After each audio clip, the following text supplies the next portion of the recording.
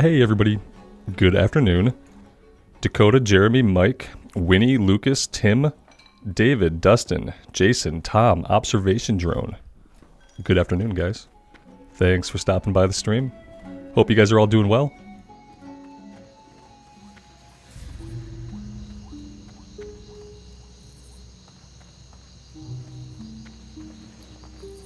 We've got empty inventory, and we should be good to head out. I think I'm just gonna go start grinding on gnolls today. We need a bunch of gnolls. And I haven't taken the flight down to Booty Bay yet to get the next rank of fishing, so I don't really want to dump time into that if we're not getting skill ups. Buffalo Bill, 14 months, man. That's a long time. Thank you so much. I appreciate you being here.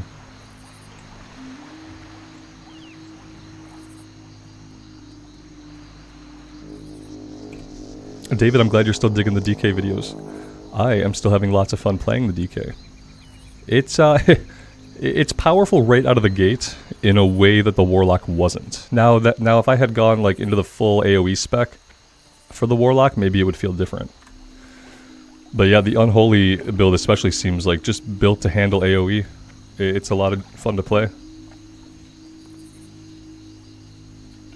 Item in my bags by my fishing rod, probably some kind of quest item. It's a runed copper rod. Good call. Yeah, we don't need a runed copper rod because we don't have enchanting. Yeah, good catch there, Dakota. That could have sat in our bags for the rest of the playthrough. Absolutely. Other than that, we should be good. Black whelp scales I might be able to sell. Lucas, we are in the wetlands. Yeah, we were in the wetlands. Last time we did Shadowfang Keep. And we actually got the feline mantle. Which is a lot of intellect. Not a ton of spirit, and for some reason it has 2 agility on it, because of course it would. Everybody needs agility. Johnny, good morning, man. Thanks for being here.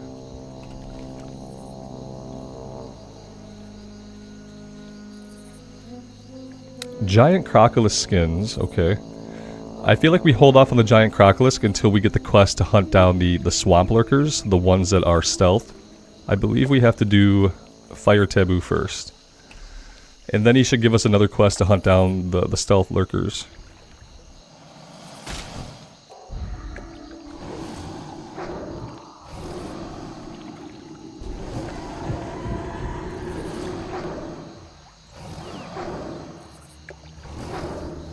Yeah, you guys are really all over the place.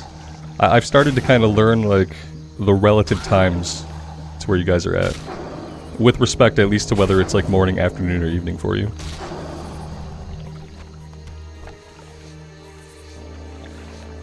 Yeah, Johnny, that joke named Mage has to be dead by now, right? Murder Tacos? There's no way Murder Tacos is still alive. Mark, happy Monday, man.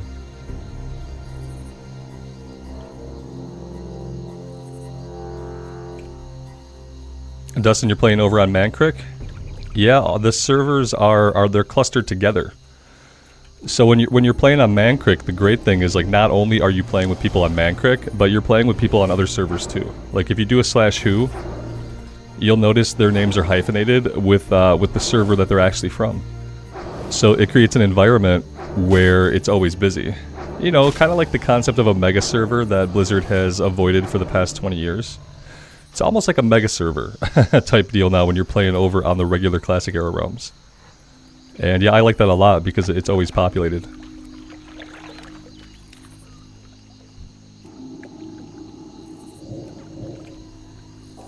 Murder Tacos is level 12. Excellent, excellent. Yeah, well, it's like ESO intentionally has a mega server. They're like, hey, mega server, you're in North America, you play here. Blizzard's like, yeah, we don't like the idea of mega servers. And so they just create individual servers that you still have to pick from, and they've started, for at least for Classic Era, just clustering them together. And I don't think they do that in Wrath of the Lich King. And obviously on this roleplay server that we're doing hardcore on, they're not doing it. So yeah, it's a little bit weird. You know, when I go to roll up a character in Wrath of the Lich King, I look in the zones, and there's not a lot of people on. And it definitely affects my desire to want to play there in that era.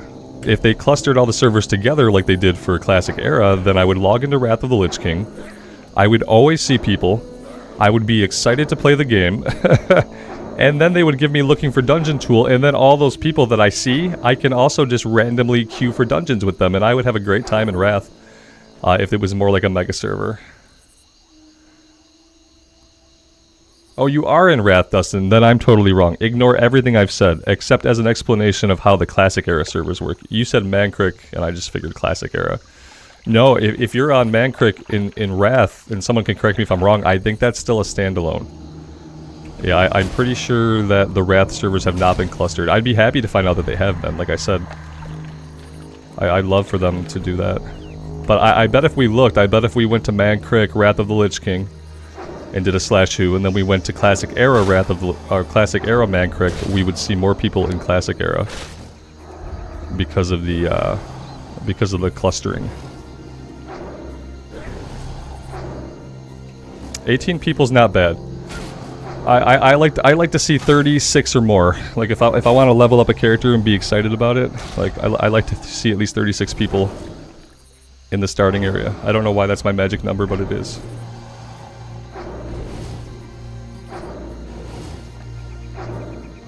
Because the problem with the number of 18 is that, like, as you progress, like, for a while that number is going to go down for a bit until people get bottlenecked.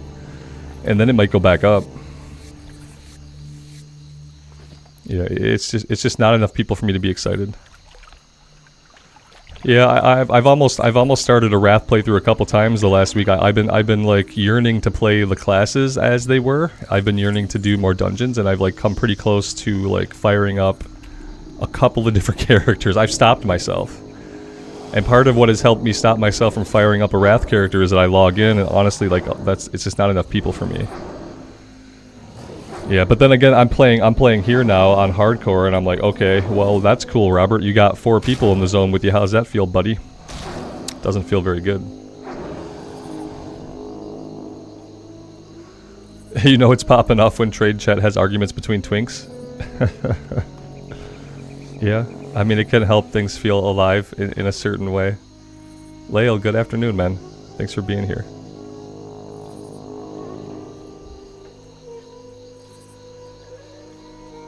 Yeah, David, I think their tech has been fine.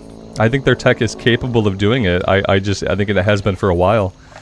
I just think it's one of those cases where they are like shamelessly sticking to their guns while being completely wrong. Like once upon a time they said mega servers were bad. They had some BS reason why they thought mega servers were bad. And even though mega servers are the way to go, it's what everyone wants. They are just like shamelessly sticking to their guns while being belligerently wrong. Because that's what people do at Blizzard. Over a lot of things, like the looking for dungeon tool not being added still. Like, they're wrong. And it gets so obvious that they're wrong, and then like the more obvious it gets that they are wrong, the harder they stick to it. You know? The harder they'll stick to it. That's why we don't have mega servers in all versions of the game. Mike, you lost power, man? Oh no. A boom means something really important happened. Yeah, you might have lost like either a transformer or like an entire substation. And that's not good, man. I hope they can get that taken care of. I'm assuming it's not exactly like a mild, cool temperature out where you're at. It's probably still pretty hot.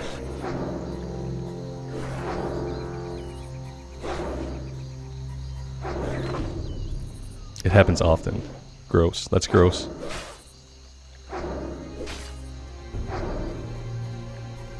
Blood Moon, have I decided what character I'm gonna make for the hardcore servers? No, I haven't. I really haven't. I think I'm just gonna play it by ear. Like, I'm gonna try to let you guys know the faction, like a week out. I understand we're like getting pretty close. I've had a lot of real life stuff going on, and I haven't really been thinking about it much. But yeah, I'll try to let you guys know faction like at least a week out, and then I'll just pick a faction, you know, and then I'll just be locked into that faction. And then I will just pick a class. I'll probably pick a class the day of on the stream. So, Yeah. It's still in the hundreds for you guys.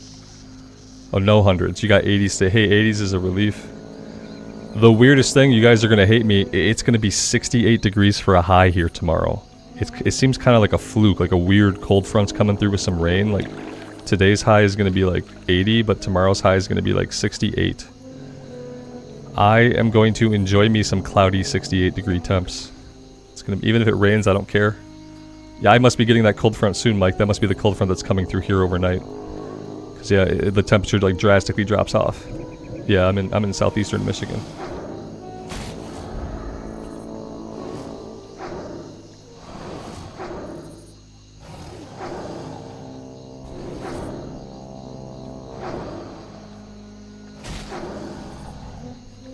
Yeah, most of you guys still are stuck with really gross weather.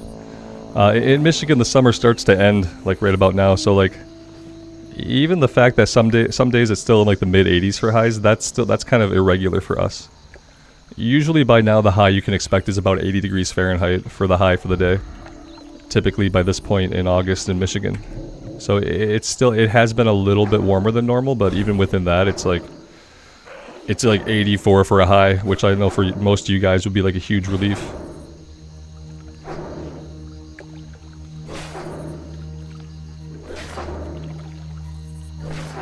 Yeah, that's what we're gonna get tonight, Mike. Yep, a 30-degree drop. That sounds exactly like what's gonna happen. It's gonna be good. I am going to try to take my dog for a walk, the little one, maybe even a couple times, just to try to enjoy it.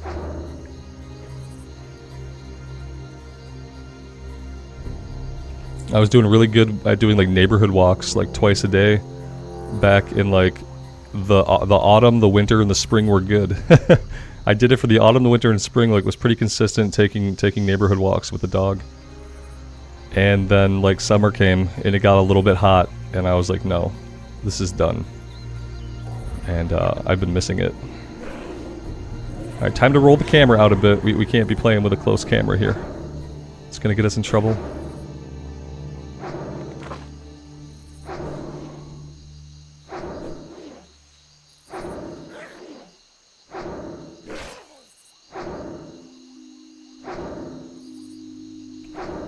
That looks sketchy. Okay, we got him. It was a little bit sketch.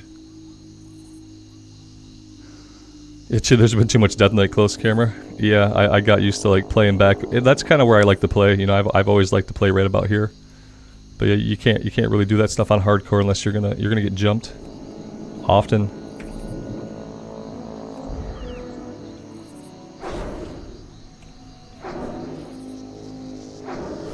Maybe if Wrath of the Lich King starts to really fall off the face of the planet, maybe then they'll cluster the servers together. I don't know what the current like server populations are, but I feel like even the populations that have like the servers that have a high population or a full population, like yeah, they're full, but they're not full of people leveling up. They're full of people sitting at max level, maybe doing their heroic pluses or whatever people do in Wrath. Monica, good afternoon. Thanks for being here.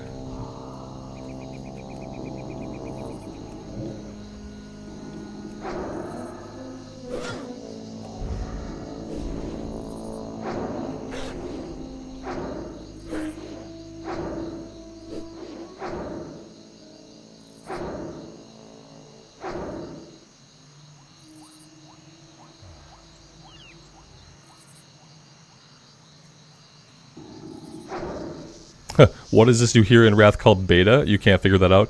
Dustin, Blizzard's really stupid. So they made a new difficulty type for 5-mans, and the first one was called Titan Rune Dungeons. Okay, so for a while we had Titan Rune Dungeons, and people called them Heroic Plus because they were heroics, but they were a bit harder. They had like an affix that would boost enemies' damage and HP, whatever. And then after a while, they were like, well, we want another level of progression for these, so we want harder dungeons. So they called the original ones Titan Rune Alpha, and they called the harder ones Titan Rune Beta, or what the community calls Heroic Plus Plus. Because obviously if you're a WoW player, or just an MMO player in general, when you hear the word beta, you think you're testing something, like it's in test phase.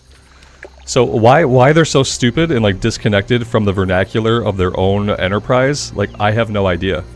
If you are a person working at Blizzard, you should know that you can't call something Titan Rune beta dungeons because people are going to get the interpretation that they're testing a thing. When I titled my stream appropriately, people would come into the chat and they'd be like, oh hey, are we testing out new dungeons? No, we're playing the Titan Rune beta dungeons, which are, you know, properly should be called Heroic++.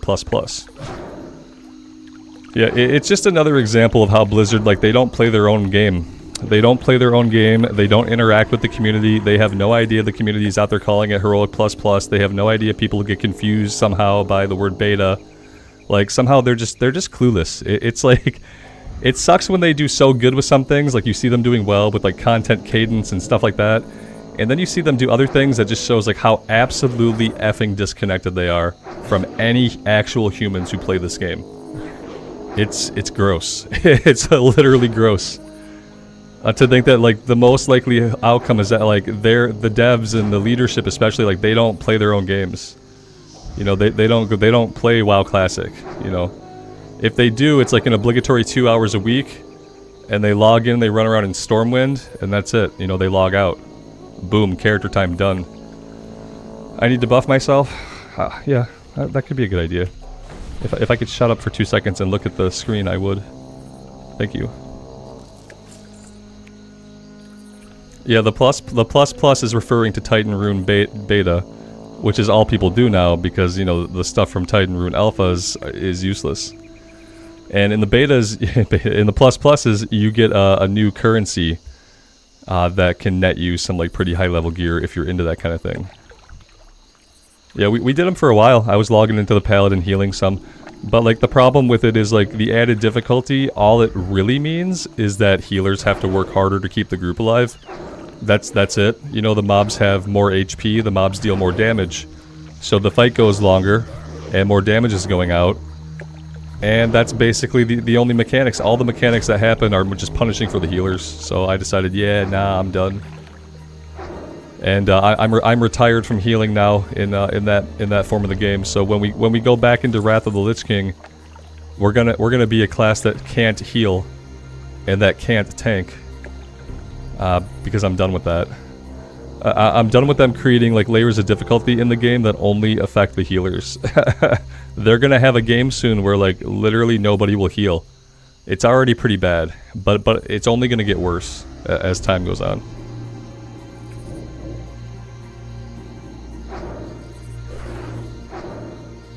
Tweety, Karen, welcome guys. Thanks for stopping by the stream.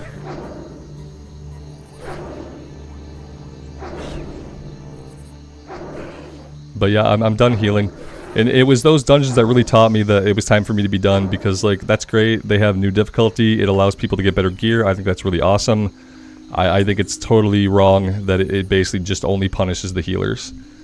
A role that historically has already been high stress for a lot of people and that a lot of people don't want to do. It's like I said, they don't play their own game. Because if they played their own game and they tried to pug a group, they would understand like how hard it can be to get a good healer, and they can understand like the negativity that gets thrown at healers whenever anything goes wrong in a group.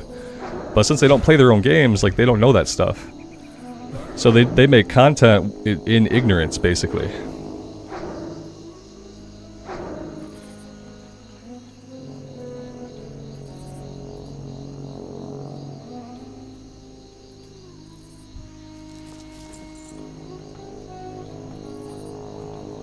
But yeah, maybe they'll wake up one day. I don't know. What they really just need to do is just put the looking for dungeon tool in the game, and then like the lack of healers won't be as obvious because you'll just be popping yourself into a queue. And you'll just be waiting whatever amount of time the queue says. And like, you won't be sitting there struggling to find a healer or whatever. But it's not going to make life for those healers any better. The life for those healers is still going to really suck. And eventually they're going to stop healing and they're going to go do something else. Play another game, play another class, whatever. The president of Blizzard raids on Twitch? Yeah, screw him, he's not a real human. I'm talking about everybody at the company, man. All the people who make the money decisions in Activision. Yeah, I'm sure there are some devs who play the game sometimes because they love it. There's probably a couple. Like some of the artists and stuff like that, they probably play. Don't be fooled by a dude getting on a stream, you know, the president of Blizzard, you know, some fucking jerkbag. Don't be fooled, man, to think that like they all play and love their game. Don't be so easily fooled. Don't be so naive, man. It's crazy.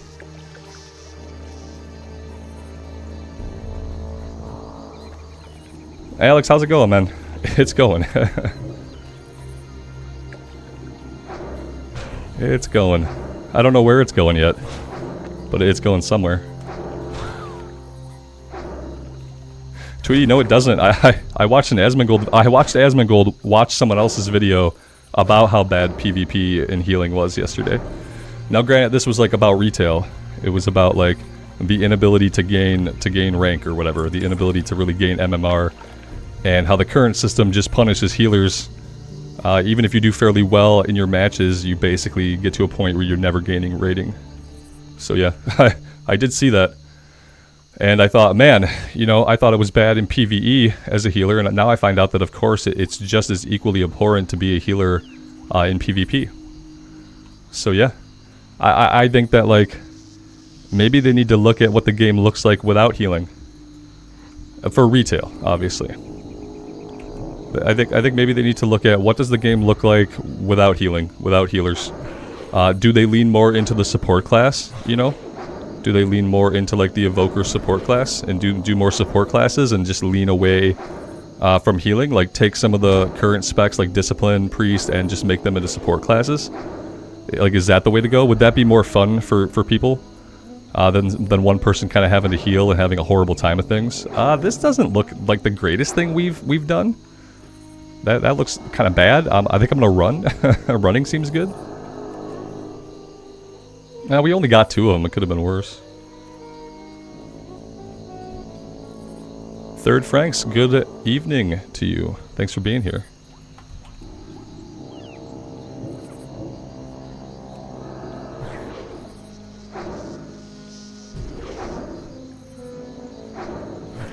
I don't think anybody should heal anymore. I think there should be a healer strike.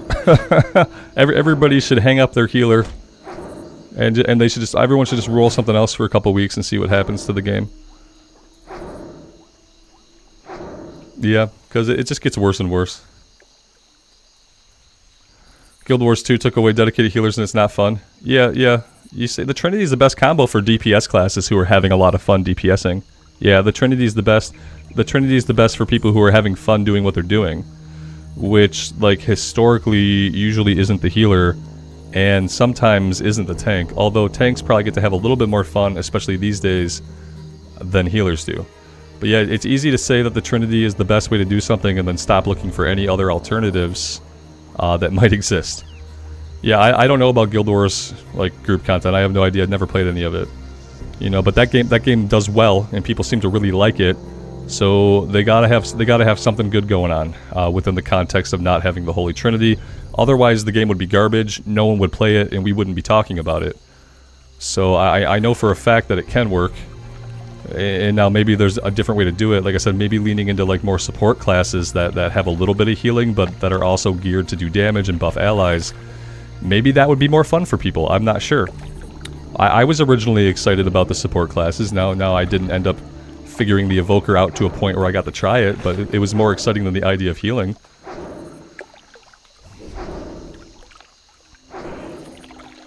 That is also all that happens, is like, especially when we're talking about retail, the game just gets more and more and more complicated. And so it gets harder and harder and harder to heal. It gets harder to do anything. Healing's already a horrible, thankless job. And so, but now the game gets so complicated that there's so many things that you need to be doing as a healer, especially now that the paradigm is that healers actually have to do some damage as well. Now that you actually do have to do some damage, especially in Mythic, like, it's really weird. Like, not only do I have this really boring but impossibly important job, but now I also have to deal damage? Oh, we thought that would be fun for you. You thought having to meet a certain number on a damage meter would be fun for a healer? Oh no, it's not fun. Final Fantasy XIV has healers that don't have as much pressure as WoW though. Yes, Final Fantasy XIV, as far as like the buttons you press in a dungeon, it's much simpler than retail World of Warcraft. Like, the amount of things that you have to account for when you're doing like a Final Fantasy XIV raid or a Final Fantasy XIV dungeon, and the number of buttons that you're going to have to press as a healer to be successful are a lot different. I do think, like, if there's not a way to make healing exciting, if there's not a way to make it rewarding or fun, at least make it simple. at least make it simple, right? Don't make it complicated. Don't give me 17 abilities that I'm gonna have to use every encounter to be successful. If you can't make it fun, and if it's not gonna be super rewarding, at least keep it simple. And I feel like 14 does that. I feel like Final Fantasy 14 does that. And I guess maybe that's the answer too, is like, don't layer complication into something and then look me in the eye and call it fun. Don't add more and more layers to gameplay that add more and more buttons and considerations and look me in the eye and say, well, that's what's fun. Because for a lot of people, that's not what's fun. At all. Yeah, they're expected to do DPS as well. Yeah. Yeah, it's horrible. And like I said, that's why I say things like the people at Blizzard don't play their own game. The people who make the decisions about systems, the people who make the decisions about how things function mathematically, and how much complexity there is in gameplay, like, a lot of those people, they don't play the game. And if they do play the game, they're playing the game differently than you and me play the game. They're playing the game in a developer vacuum. You know? Where, yeah, to them, it's probably, this is the greatest thing I've ever made. I love this system that I've made. Of course you do. Hey, guess what? Everyone else is kind of having a horrible time with it, though. If you were playing out there with the community, with actual human players, you would know that sentiment, because you'd hear the sentiment all the time.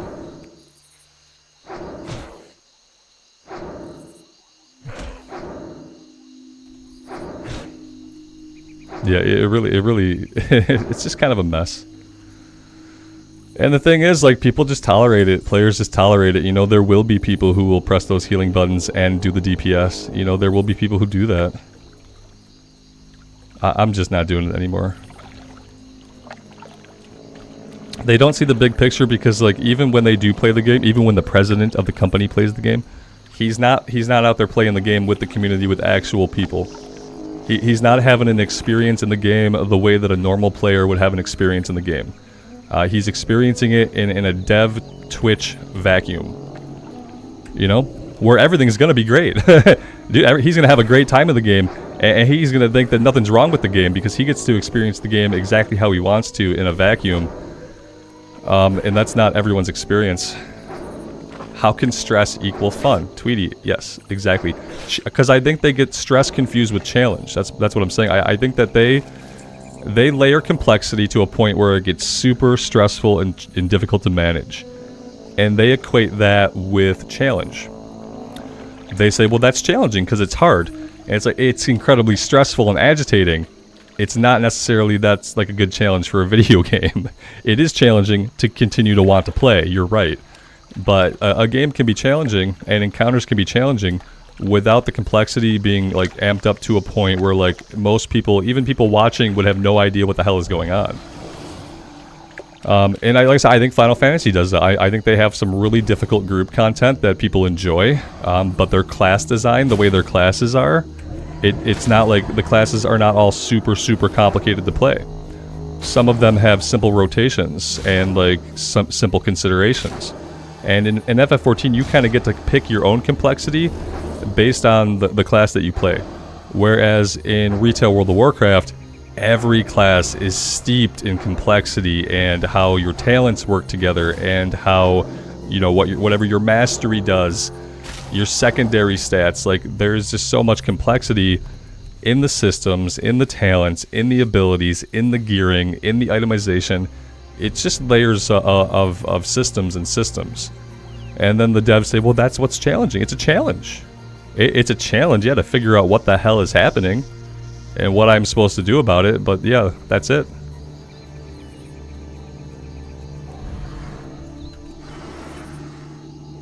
Mike, someone hit the power pole in your backyard? Jesus.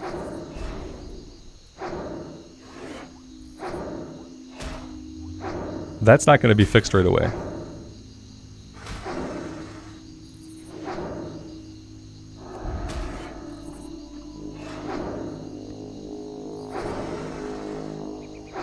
If you want complicated, stressful chores, I can give you some housework, yeah. Yeah, so I don't know. I mean, yeah, it's just a bad situation. There's no way that it ever reels itself back in, right? There's no way that it gets to a point where they say, okay guys, listen, the game is too complicated. People are bouncing off of it. They don't feel like they understand what's happening, and they're sick of reading class guides every time they want to roll an alt. Let's reel it all back in and make it simple again. They're never going to do that. They're going to be like, well, that's why people have Classic. Yeah, but we're on Classic Legion now. We're on Classic Legion. Please stop. Gosh.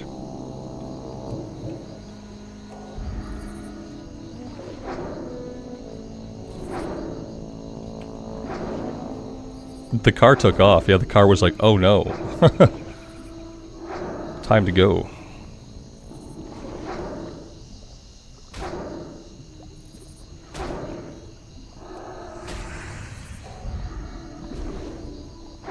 For some reason, I had this fake memory that we got Sida's bag when we were like messing around over here the other day, waiting for us. Oh, there's Sida's bag. Okay, all I had to do was talk about how I had a memory of us getting Sida's bag, and of course Sida's bag drops. Obviously. Let's go. Let's head over to the Green Warden, and we'll get this one turned in. That was good, wasn't it? Well, to be fair, I did kill some the other day while we were waiting for our SFK group to get together. So, that's what happened there. I think I don't know how many I killed, but it was a couple. It was more than 0 that we killed the other day. Don't really want to be running through these null camps. Yeah, Johnny, it wasn't a memory, it was a premonition. Yes, exactly. Of course, afterwards it did feel exactly like that. I wish I could get lucky with, like, loot loot drops, and not, like, bag drops and quest item drops and all that stuff. Kinda wish I could be lucky with loot.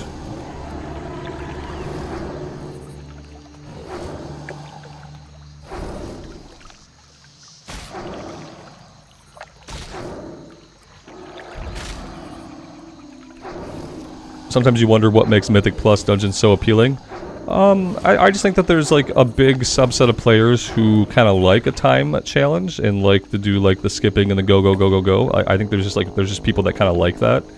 Also, I feel like the item is, if you're a person that cares about gear, like if what you want out of your MMO is just your gear and having the best gear, which there are definitely lots of people like that, then I think it actually offers really good rewards these days. I think they know what they're doing with it. I think they're appealing to the people they want to appeal to with it. It's just that like a lot of people don't fall under that category or into that net. You know, they're missing a lot of people, but I don't think they care. I think they've tailored the content to the audience. And so from the outside, like if you're not that kind of person that wants to go, if you're not the kind of person that really cares about like having the best gear, then you look at it and you're like, why the hell would I want to subject myself to this madhouse? But unfortunately, like Blizzard doesn't care that you feel that way, because they say, well, as long as we got the people interested, you know, they get to do the stuff on Twitch and YouTube where they do the Great Push or the Mythic Race to World whatever, you know, all the stupid esports events they do now around Mythic Plus. That probably gets them a lot of income as well. And so a lot of times I think they design fights for those people, you know, for the people who are at the cutting edge of the game, and that's all they do. And then if you're a normal person and you can't figure it out, then yeah, don't do the content. Here, go do some world quest. Don't you want to go do world quest? Don't you want to just grind this currency out in the world to get better gear? Yeah, don't do the content if you can't do it. That's how Blizzard kind of treats it, I think.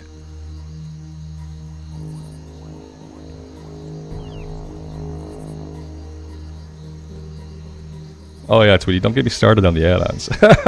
Yeah, they design all the encounters with the concept that you are using WeakAuras. That at the very least, you're using WeakAuras. There's probably other ones, DBM, but they are designing their content with the assumption that you are using WeakAuras, that you have them properly set up like a professional would. And if you don't like add-ons and that's not the experience you want, then they don't care. They would rather have you go another piece of content and do that than for them to remake that content, you know? They're not interested in making, like, mythic dungeons that everybody likes. They're just going to tailor it to those people.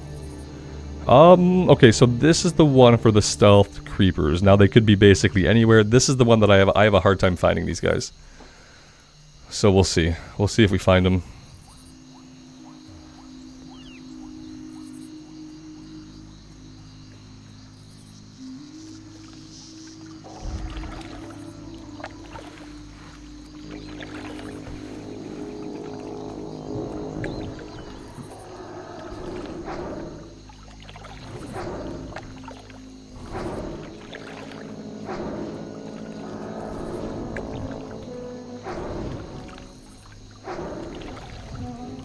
Yeah, there's a lot of add-ons I don't mind, like the ones I'm using now are all fine. I won't use WeakAuras.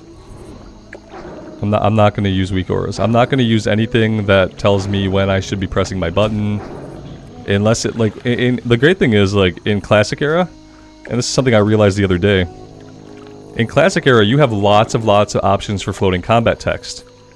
You don't have all this stuff in retail.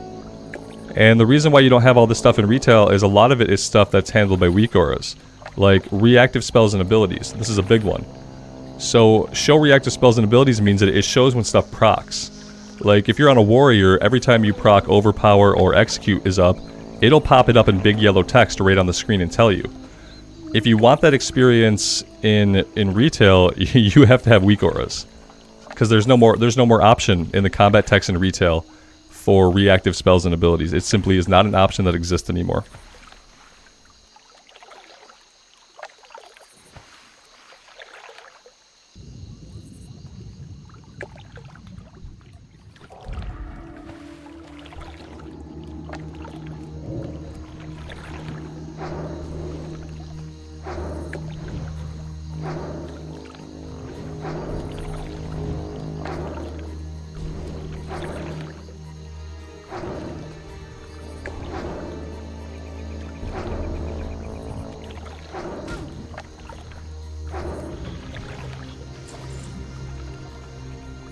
That's why they keep turning it off each update, Alex, to get us to install WeakAuras. Yeah, you know. But what they did do is they put the retail interface into Wrath of the Lich King. So I don't even know if in Wrath anymore. You can use this or not.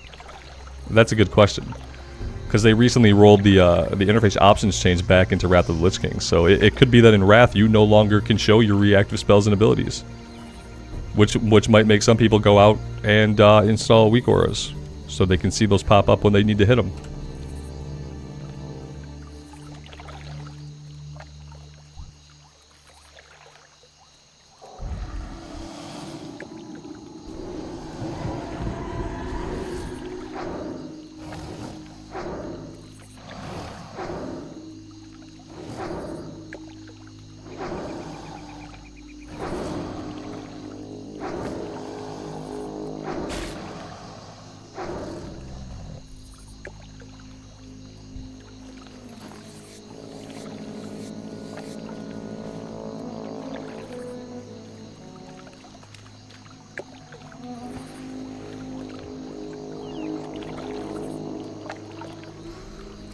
David, you thought I had an add-on, like for the pop-up text? Yeah, see, a lot of people don't even know that option exists. Yeah, there's so many options that you have here. You can fading auras, so like when your auras fade off of you, you have to refresh like your buffs. It'll actually tell you that if you're paying attention, which is something people have WeakAuras do. Combat state, going in and out of combat, reactive spells and abilities, damage reductions. There's all kinds of stuff, parries and misses. There's all kinds of stuff that floating combat text used to be able to handle, that in retail the options aren't there anymore. They're just not there anymore.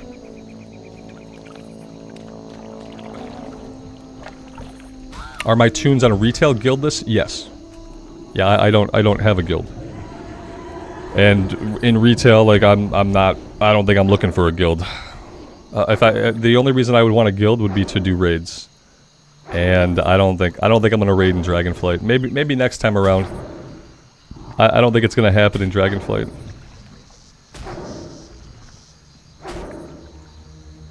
I saw some of the raids. They look really fun. It looks like they have the raids in like a pretty good place. But yeah, at this point in the expansion, I have zero interest in trying to get into that.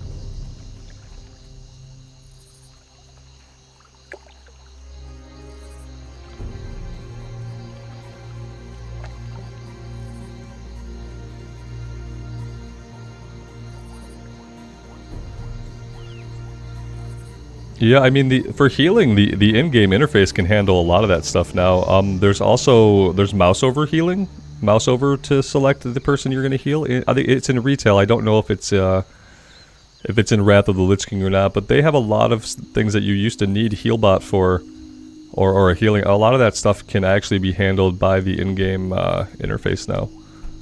I know they put the mouse over stuff into retail, which was huge for people doing that.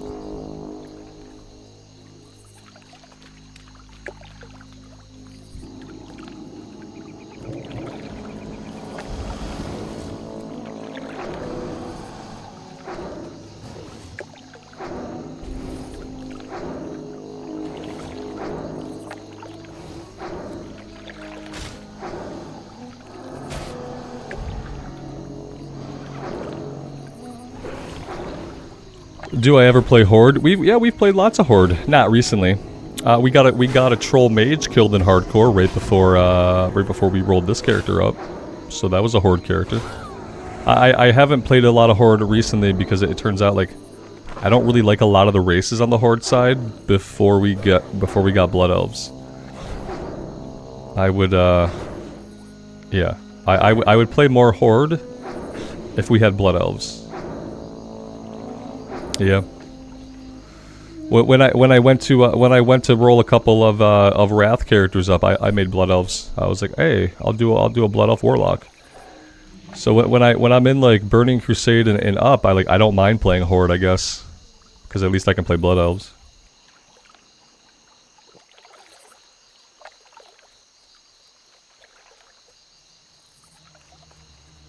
Hey, you guys aren't going to convince each other of like your add-on preferences. Hey, listen, you have to accept that the add-ons are all a preference of the player.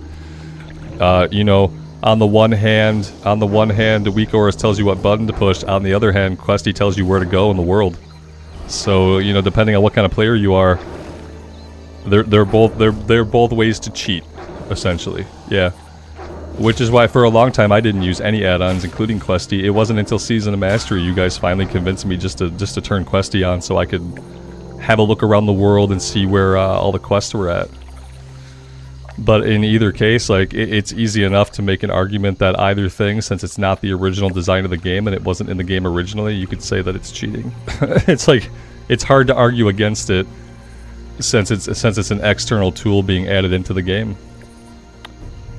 Obviously, by the end of Wrath of the Lich King, there was in-game quest tracking. So, you know, at some point, Blizzard said, hey, we want this in our game. But that was probably just from, like, the prevalent use.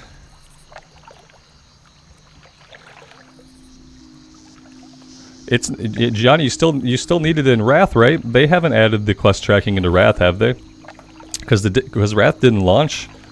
Wrath didn't launch with in-game tracking. Not originally and not in Classic, I don't think. So maybe they added it recently. Because yeah, when Wrath Classic came out, there was no built-in. I remember trying right away because I thought they would have it in the game, but like looking for dungeon, they didn't. So maybe they put it in recently. But yeah, things like quest tracking. Eventually, they decided that was the design of the game, and at some point they decided that with WeakAuras too, but they didn't put it into the game. They allowed it to continue to be an add-on because at some point they had to start designing every single encounter with the knowledge that people were going to be using WeakAuras in order to make it more challenging for those people. But the way they effed up with WeakAuras was because it is literally an add-on that tells you when to push your buttons. They didn't want to put it in the game because they felt, hey, that's cheating. But they think, hey, that's cheating, but then they still design their encounters for it. It's an incredibly hypocritical situation. Whereas, like, the quest tracking, they eventually were like, oh, okay, yes, we want quest tracking in our game. So, yeah, but we could argue it back and forth all day. It's just that there's not, like, a lot of traction to be had because ultimately, at the end of the day, it's just a preference. Like, I'm never going to use WeakAuras, and so I'm never going to do content that requires me to have it, you know? But that's just a personal preference of mine.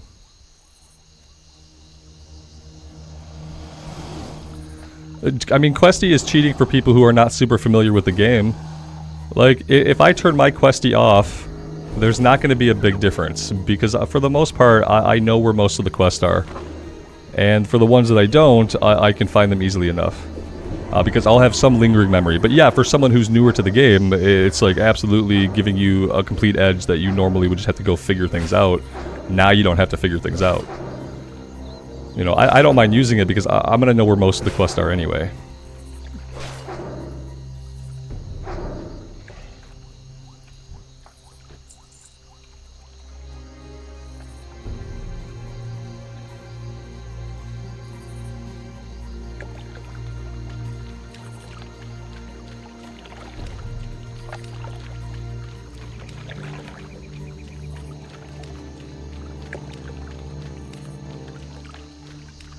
Steven, good afternoon.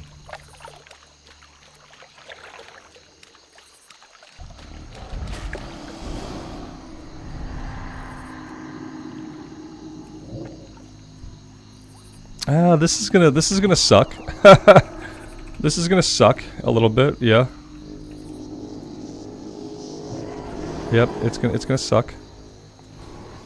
Yeah, I mean,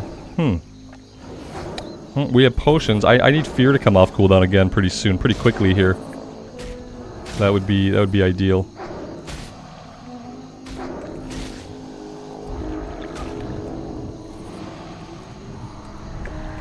All right, there's the second fear.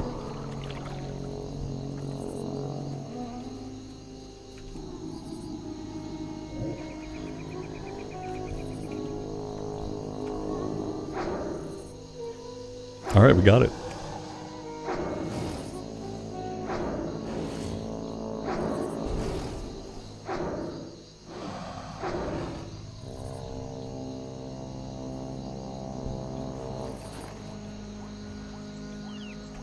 Yeah, I mean, to be fair, Johnny, a lot of people just in general. It's not even at this point. It's not even tanks and healers. It's everybody. You know, there's so many like as a DPS class. I feel like especially there's so many like short cooldowns you are supposed to manage.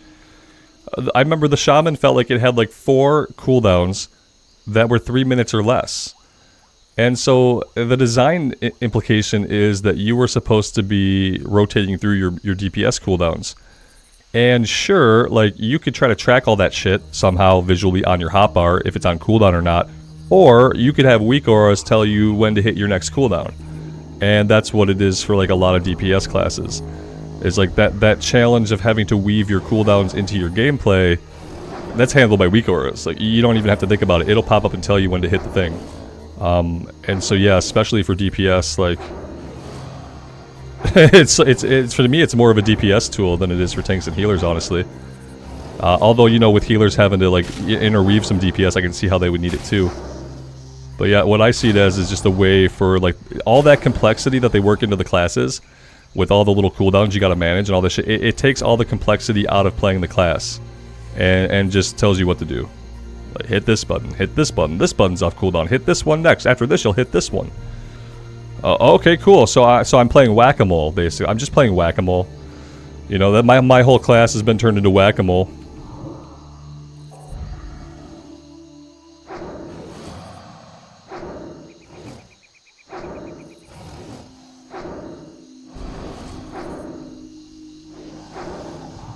It's just reaction. It's not. If it were memorization, I wouldn't care. It's literally just reaction. You're just reacting to the thing on the screen that says hit this button. Okay, now hit this one. Okay, now hit this one. Like you're basically playing DDR without the physical effort. You're playing DDR with your WoW hotbar. It creates its own complexity trying to keep up with it. That's not complexity trying to keep up with it. That's literally just, can your fingers move fast enough? It's like playing DDR but without any physical effort. Which is not how the game is designed. That's not the design intention behind the class. So yeah, it just messes everything up. And then when they design classes, they have to design them with the idea that people are using WeakAuras, which just leaves people that aren't using WeakAuras like way behind. I could complain about it all day, but you know, what's the point? Like I said earlier, there are people that love it, there are people that hate it, there are people who don't care. But it's like, it doesn't matter. You know, it's not going away. You know, WeakAuras aren't going away. Add-ons aren't going away. If anything, there will just be more and more of them, and they will create an even more guided experience on how one should play the game. And then like actual natural interactions in the game will be reduced to basically nothing. And at that point, like, what are you doing? At the point where you don't have to think, at the point where all you have to do is react, who cares? Go do something else.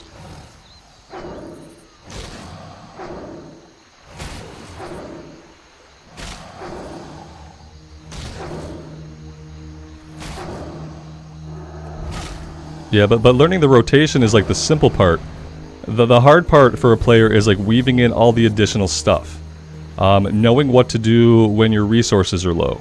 Knowing how to manage your cooldown. So like you can learn a pretty simple rotation. Like I felt like on the Warlock I learned my rotation. I knew what to do damage. But if I got into like a raid situation, the things that I was doing, they wouldn't be enough. Because in solo play, like, you're not weaving in all of your DPS cooldowns all the time. You're not playing optimally to your resources all the time. And that's what WeakAuras is going to tell you how to do. It's going to tell you how to do all that stuff that, like, you learned a basic rotation, sure, good job. Okay, but here are the buttons you really have to press in the order you really have to press them to succeed in, like, any kind of actual content. Because I feel like if you level up a character and you get it to max, like, you're going to know the basic rotation, but that's not what you need to know to be competitive. There's layers of complexity that you need to grasp that you might not, depending on how much of a detail-oriented person you are. But it's okay, because WeakAuras is going to take away all of that complexity. It's going to make it really super simple for you to know what to do.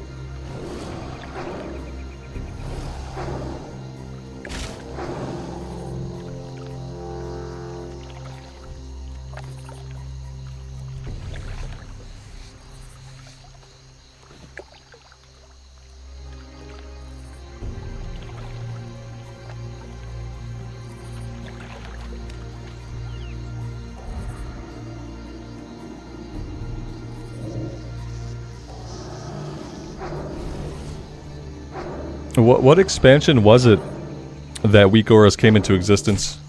Does anybody even remember what expansion it was when predominantly people were using WeakAuras? Because I can't. I BFA for sure, maybe Legion. But was it Wrath? Originally, back in 2009, we were using No, because I would have known people who used WeakAuras, because I raided extensively during Wrath. We did all of the hard modes. Like, I was doing the hardest content in the game in Wrath, and nobody in my guild had WeakAuras. So it couldn't have been Wrath. It wasn't Wrath. It was not original Wrath. There's absolutely no way that most people were using WeakAuras in Wrath, because I wasn't, and no one in my guild was. They forced me to install DBM. So if there were other add-ons they thought I needed to raid, they would have made me use them. Because I wasn't allowed to come to raid because I hated add-ons.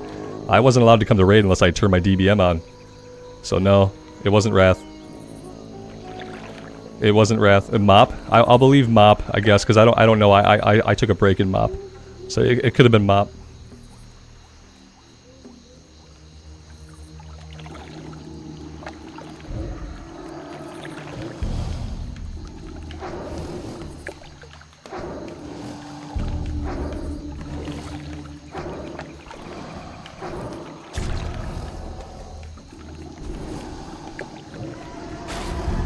It was created in 2013. Yeah, that sounds like Mop.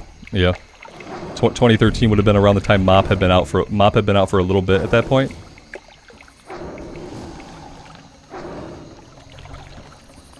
Yeah, everyone always used DBM. I mean, yeah, that was like the most common required add-on for a raid. Is you wanted to have your meter, your DPS meter, to see how you were doing, and you wanted to have DBM, but that was it. Blame the pandas? Yeah, we might as well, I guess. I don't know. They seem harmless enough.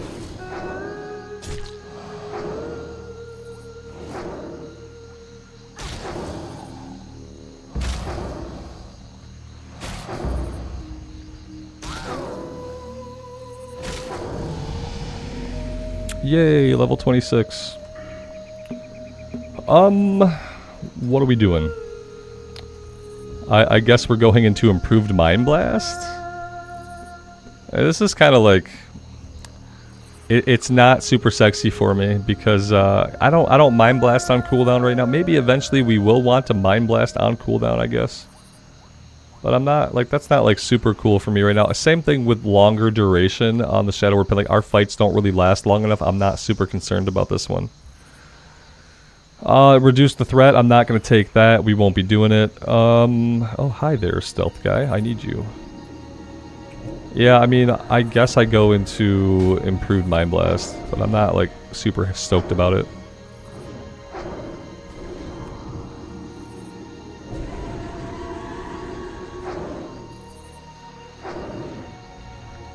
And this means that we have abilities we have to go train.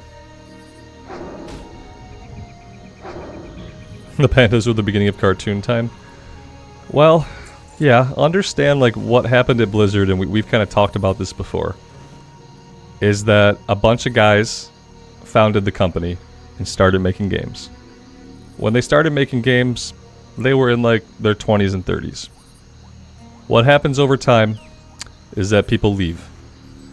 They move on, they go on to other jobs, sometimes they retire, they're rich enough to do so, and then you hire new people.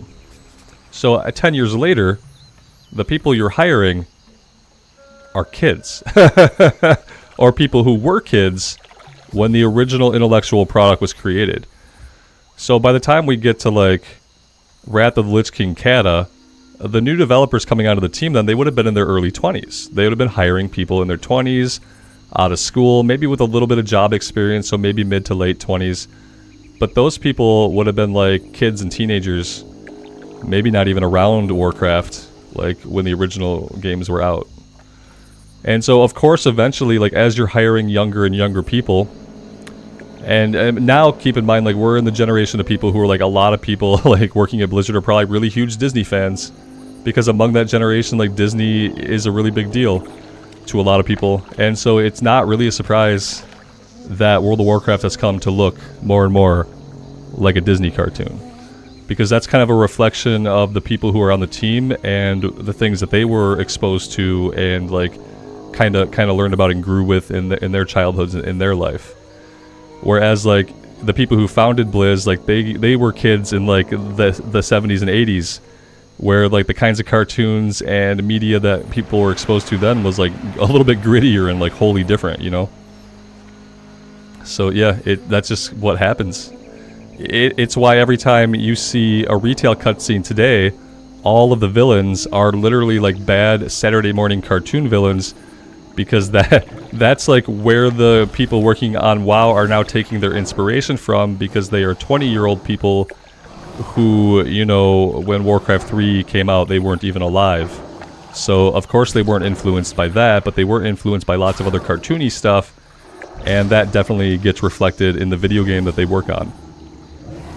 I would be interested to know the average age of a Blizzard like developer, not like a guy who makes decisions, not a lead, but the people who by and large are putting their thoughts and art into the game. I'd be interested to know. It's probably like 27. A bunch of adults who still like to go to Disneyland by themselves. Yeah, that's kind of, I mean, there are lots of people like that who they are technically adults because they're in their 20s, but they grew up on Disney when Disney kind of like exploded. And, you know, that's what they're into. So it's not surprising that this game starts to look more and more like a Disney cartoon. It's what it is, yeah. It's not going to get different. It's not going to change. It's not going to go back in the grittier, hard metal orcs and humans. Like, it's not going to go back to that, okay? Because the people who created that were influenced by things that made them create that. They were inspired by Warhammer, by Warhammer 40k, by crap like Conan the Barbarian, and things of that nature. And that stuff is not really prevalent anymore, and therefore, like, the younger generations are not influenced by it, and therefore it does not turn their creativity towards that. Does that make sense? So unfortunately, like, you know, people are like, we want WoW 2. We want WoW to be what you don't want WoW 2, because WoW 2 is going to be another step in the direction of where retail's at right now, which is a Disney movie. And not a good one. Because there are plenty of great Disney movies. There are plenty of amazing Saturday morning cartoons. But apparently these people didn't really get exposed to much of those. Because, like, yeah, especially the villain. Here's my pet peeve, and we won't talk too much more about this. This is me, like, ragging on retail, which doesn't really deserve it. But here's my biggest pet peeve with retail. The voice acting for every villain character is so god's damn awful. It is the worst. Every time Razageth speaks, I literally want to shove my fingers into my ears until they bleed. Because I don't know why, unless somebody said to you, do the worst villain voice you can. I don't know why that would be the voice they came up with, unless someone literally instructed them to do the cheesiest, most awful, stupidest villain voice they could ever create. That's my pet peeve with retail. It's that the villains are so one-dimensionally bad in how they're acted. The characters themselves in the writing might have more depth. But when you make your character sound so effing stupid, it's hard to care. It's hard to care about Razageth when she sounds like the worst Saturday morning villain, like the worst Scooby-Doo villain you could ever think of with a voice modulator. It's hard to give a crap about her story or anything she's been through. Why can't they just have normal voices? Think about the villains in Final Fantasy XIV. Why can't some of the villains just be people with people voices? Where are their people voices? Can I just hear their people voice? Can I hear some kind of emotion in their words that isn't just evil villain voice acting? So bad, so bad. It's the worst, man. I can't even... So I listen to it, and I can't even believe sometimes that it got through quality control. I can't believe that people at Blizzard listened to it, and they're like, yeah, let's go with that reading. Yep, let's do that voice. That voice is good. It's almost intentionally bad, like in a sabotaging kind of way. That's it. That's all I'll say. Yeah. That's all I'll say.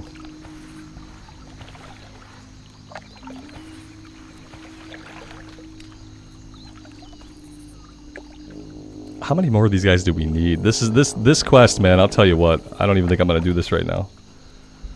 I don't know. It's so hard to find these guys. And, like, the best way to find them is just to run this entire stretch, and I really, really, really don't want to do that. So, yeah, I'm not going to.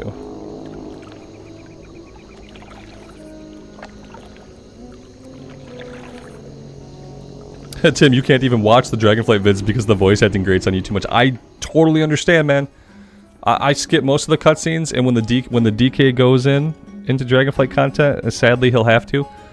When he goes in, I'm gonna skip every single cutscene. I might turn voice acting off. I might go into my sound settings, turn off voice acting, skip every cutscene. Yeah, it's just because that's the best way to enjoy the content, is to look at how pretty the world is. Because it's absolutely pointless to try to listen to the cutscenes and just be anything but completely annoyed.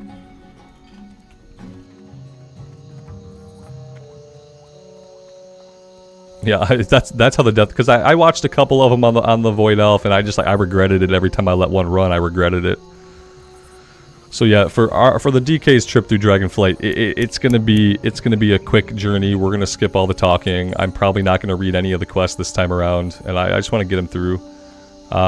Yeah, the thing that sucks is, like, questing in the old world is so much more enjoyable. It's so much more enjoyable just to have the DK, especially a class that you never used to really be able to take through the old zones because you started at level 58. Especially the DK is, like, super enjoyable to be doing, like, just the normal zones. I wish we could just... I wish that once you have an alt that hits max level, you should be able to time walk all the way to 70. What's the point of not? Why can't I time walk all the way to 70 once I have a character that is max level who's done the Dragonflight or the current content? Please let me time walk for my entire leveling journey. Please don't make me do the Dragonflight content. I've already seen it. There's no variation in it. If you let me time walk, I can see one of hundreds of zones. I can see hundreds of zones if you let me time walk. Like, forcing you to do the Dragonflight content after you've already done it once is almost like a freaking weird punishment. Some of the side quests are really good, but I think at this point, besides maybe a handful in Theldraz's, I've seen all the side quests too. We read a lot of them in our first playthrough. Yeah, the content was dried up. The content sucked the first time. Yeah, it was okay the first time, but listen, it doesn't get better by repeating it. Okay? Because like I remember playing on the Shaman, and like I enjoyed my time on the Shaman, reading the quest, listening to things play out, but the content definitely does not get better by having to sit through it ever again. It doesn't. And so they should just give you all the skips, skip me to wherever like current phase players are at, and let me go time walk though like wherever I want. It's 10 levels. Just give me my 10 levels back and let me go. Don't force me in the Dragonflight ever, not after I've done it once. And I feel like that should be the same of like any modern expansion. You should do it one time and then you should be able to time walk.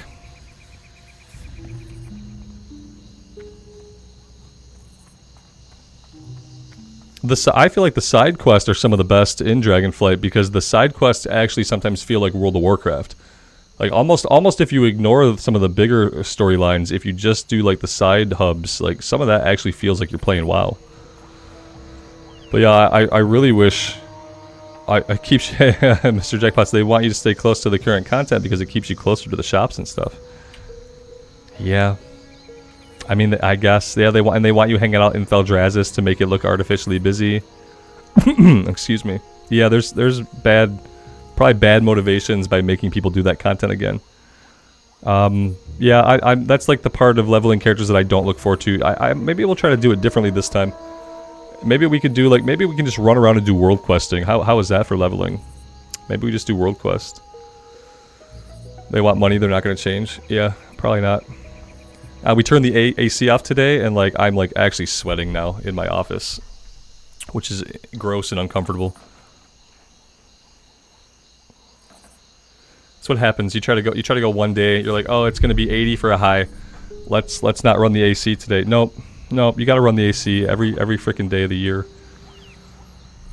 The other bags are clean. All right, guys. I don't know what we're doing next, but I think I'm done here for now. I don't want to take this on. I don't really want to finish this quest right now. It's become a little bit too tedious for me. Other than that, we have stuff back here we could do. Excavation team. Could be, yeah, we could come back here maybe. I'm not sure like how that area looks.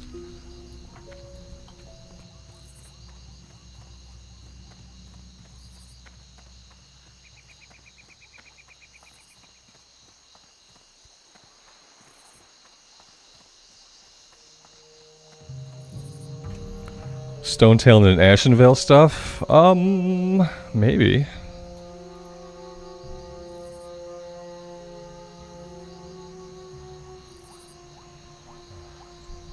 Okay.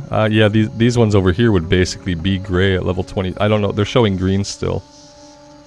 Yeah. Okay. It's a possibility. It doesn't look like a lot of stuff. It doesn't look like a lot of stuff. Reclaiming the Charred Veil. There's a couple of things in Stonetailing. The AC is on? I don't know. Mine's not. I'm sweating, so maybe it just kicked on because it hasn't been cool in here at all. I appreciate the correction though. Irregardless, I'm still hot, so my complaint still stands.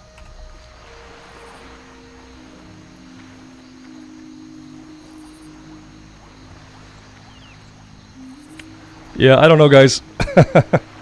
I don't know. Drinking coffee increases a person's body heat. Yeah. No, I know. But listen, I drink coffee every day and I usually don't sweat just sitting here. I have water too. Maybe I'll drink some water. That'll make it better.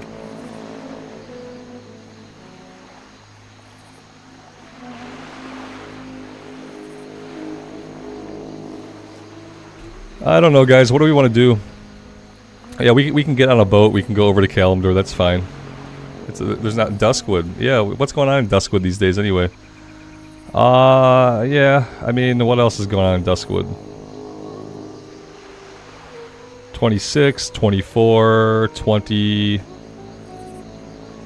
Yeah, I mean we could do stuff. If we do stuff in Duskwood, yeah, we're kind of giving up on Kalimdor at that point, I guess. Play the Death Knight? Let's play the Death Knight! Yeah! It's a retail stream now. Oh. Time to wake up the Pallies over on Mankrik. Yeah, we could go to Duskwood, I guess. I'll jump on a flight. I wanna stretch my legs and get some more coffee so I can be even hotter than I am now. So maybe I'll just put us on a long flight for Duskwood and we'll see. The one! I'm sorry, Red Robin. Yeah, I mean, the thing is, what I'm worried about is, like, we come back here and maybe it's too high of a level. There's a level, is it the level 28? Alright, well, let's go see. We'll go over there and see, that's fine. I'm feeling really ambivalent and bored with what I'm doing. And that's just like an in general thing that it probably has nothing to do with where we're questing. It's probably just like an in general thing that I'm feeling right now with this mode of play. Am I gonna get him a weapon and continue him? Nah, probably not. Nah. If I'm being honest, like I could have a fancy story where maybe one day I would do that, but in all honesty, I will probably never log into him again. Yep. The Raptors are 26 to 28 there. Oh, yeah, we should be able to handle that. Put up a poll. I don't even know what I would put up a poll for at this point, Whitney. I'd be like, I don't know. The poll would contain some off the wall stuff because, like, yeah, I don't know. Part of me wants to keep playing hardcore right up until the day that the official servers come out. Part of me's like, how many people are on right now? That's 11 people. That's not bad.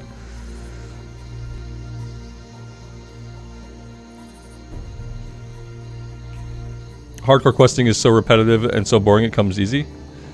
Yeah, it kind of does get a little bit like that. I'm more like, when I see lots of people playing and I know there's lots of hype for the game and tons of people are enjoying it, I have a better time. So I think like part of what weighs me down now is like as we get closer and closer to the 24th, like we're 10 days out. Every single day of those 10 days, less and less people are going to be playing the game. And that kind of makes it hard, you know. That kind of makes it hard. Like I said, I've thought about jumping over onto some Wrath characters and just like leveling something up in Wrath.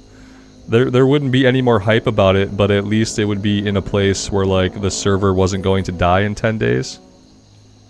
There would be that. It would be leveling and doing something in a place where the server wasn't going to be completely dead in 10 days. There's something about that kind of finality that's like starting to finally sink in with me, I think.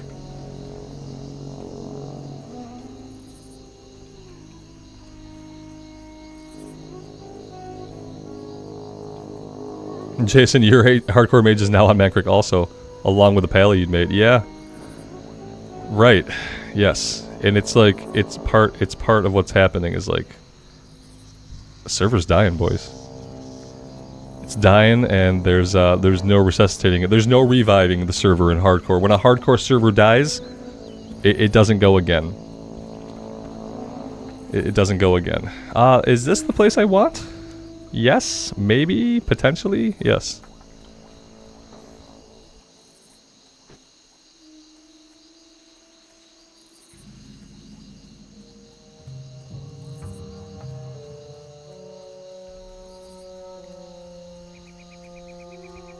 Yeah, I could play some regular classic era stuff. I've been fiending for Wrath of the Lich King stuff. I don't know why.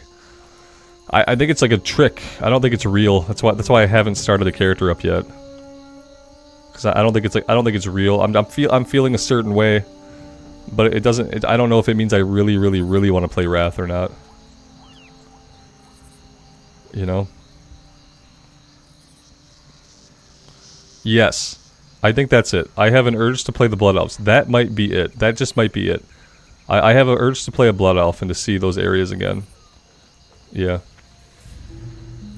And actually doing 5-mans, like doing more 5-mans, playing with the newer class designs, yeah. But mainly, it might be a Blood Elf thing. You're right. I think I talk a lot about it because I'm like, oh, the Horde side sucks because we don't have Blood Elves. Yeah, that could be. I don't know if that warrants playing right now. I don't know if that like desire warrants playing right now. You think playing hardcore without grouping is boring? It gets that way, yeah. It does get that way. Okay. Let's talk to these lads in the back of the cave.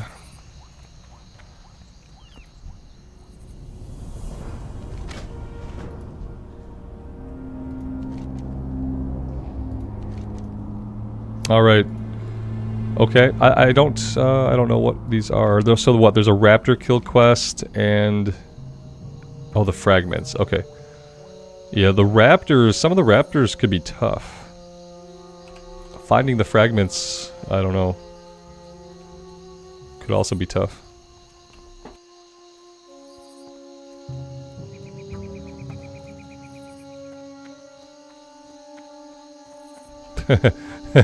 Dustin, are you trying to troll me, man? Part of me knows you're probably being sincere. You know what? I remember them having a cool like bow animation. I had a level 29 body type A troll hunter, and he had a cool like bow animation. I didn't hate it. This was like way back in the day. He was the first character that I got to that level. Yeah, I rolled a male troll hunter, and then he got to like 29. Then I was like, nah, maybe something different.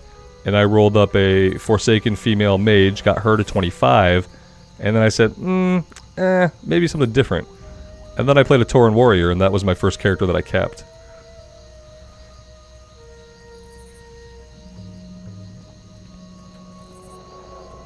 We can do stocks? Yeah, let's do that. You think we'll get a group though? Yeah, hey Alex, if you want to do Stockades, I would do it. Yeah. If you have time and you want to try to put a group together, I would heal stocks. I would heal either of them. I have time today to do one of them. I have energy today to do one of them. I probably have time to do both of them. I have willingness to do one of them. And I don't care which it is. Because failing that, then I don't know. We might be playing a Blood Elf Warlock or something here in a bit, and it's probably not going to be as exciting for people to watch the stream if it's not hardcore. That's the thing. That's the thing. Oh, let's do our quick heal. No! Yes! God. Okay, so the wand got stuck. Okay, I have been slamming that heal for a minute. I didn't let it get that close intentionally. I've been slamming this for a minute. But it wasn't stopping the auto attack of the wand. I had to shimmy my character forward to stop the wand's auto attack. You guys might not have saw it. We got down to 3 HP there because I could not get this ability to go off. It was 3 entire rotations of my wand that I needed it to go off, and it wasn't doing it. So that was scary. I think if I do the pull for the dungeon, Alex, I scared me. It was way too close. I don't know. Press escape. Okay. Yeah, man. It just wasn't going off. I'm like slamming it. Like, okay, I got it under control. Got it. Okay, it's not going off. Okay, we're in a bad spot. It just got really bad really fast. It wasn't lag. It wasn't lag. It just like, this was not stopping my auto attack. Yeah, I had to scooch myself forward to stop the auto attack, and then I hit it, and then it went off. I'm not sure what happened. Oh, okay. Well, we lived. Yeah, we're all awake now. Spacebar, yeah, I should have done anything. I mean, I eventually did do something, thankfully, you know, but it was almost too late. It was almost too late. On second thought, you know, after that, like, I don't want to fight these guys. I don't want to be here fighting these guys. This is crazy. How fast do they rip through my shield? I feel it. Oh, it stays up for a while. I must just have been, like, completely inattentive to everything that was happening. Yeah, that makes sense.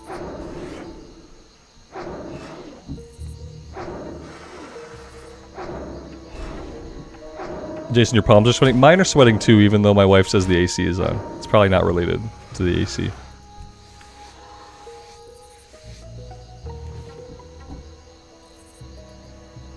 I cooked them with a cold sweat. Oh gosh. Yeah, I mean, I probably don't need to be here doing this right now. These guys do seem a little bit tough for me. I was trying to fight through to look for the artifacts. What I thought to myself was, I'll just clear everything. That's what I thought to myself about finding the artifacts. I thought I would just kill all these guys, you know? And I'm sure that we can, but that would require like a level of attention that I simply wasn't paying to the game a couple minutes ago. I didn't see that either of these gave a wand, actually. Maybe we should take a look. Which one is this? Uncovering the past. Gosh, this is such a mess. Oh, hi there. How are you? Also, we're gonna have to train level 26 at some point here.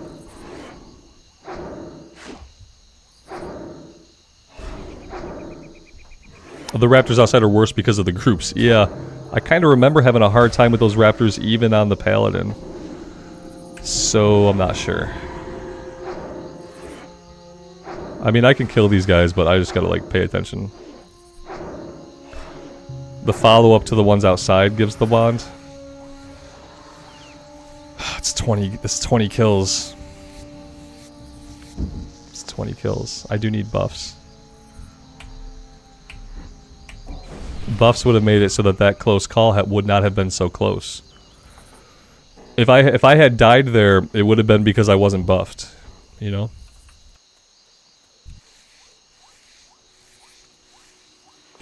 Leon the Paladin's not dead, but he's retired. He's over on the Mankrik server cluster now, where he's gonna spend the rest of his days kind of chilling and hanging out in Booty Bay.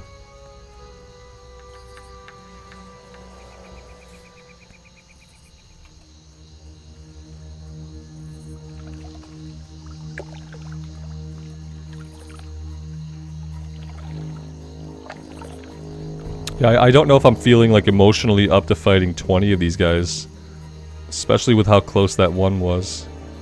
And I know these guys run, so we're gonna have to like carefully pull them out. Did I get bored of him? In a way, that might be the simplest way to say it. Sure. I could say a lot more words about it. Basically what I decided was that for solo self-found hardcore, you don't want to play a class that relies on a weapon for most of your damage. Because in solo self-found hardcore, you're never going to get a weapon when you need it. And on a DPS class that relies on the weapon, you need a good weapon like every 5 levels. You want to get a weapon upgrade of some kind. And it's really hard to do that in solo self-found.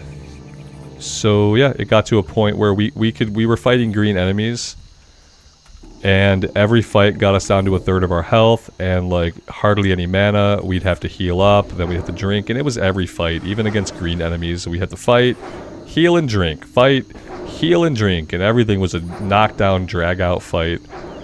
Yeah, it got super tedious, and I didn't think it was very good content because I wasn't having a good time with it, so...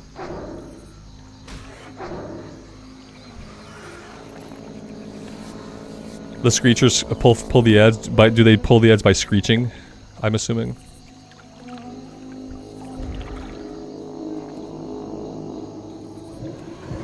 Mike, that car took out power to everybody? What a jerk.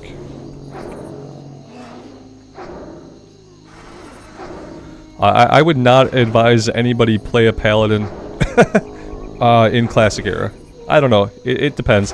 If you can get good weapons, it's probably fine, but also the rotation you're going to use is like a really, really simple rotation if that bothers you, and it's probably not a great class. It has a boring rotation, but like it can't really rely on its auto attack, which is something. Yeah, do I want to kill 20 of these guys right now? I don't know, I guess.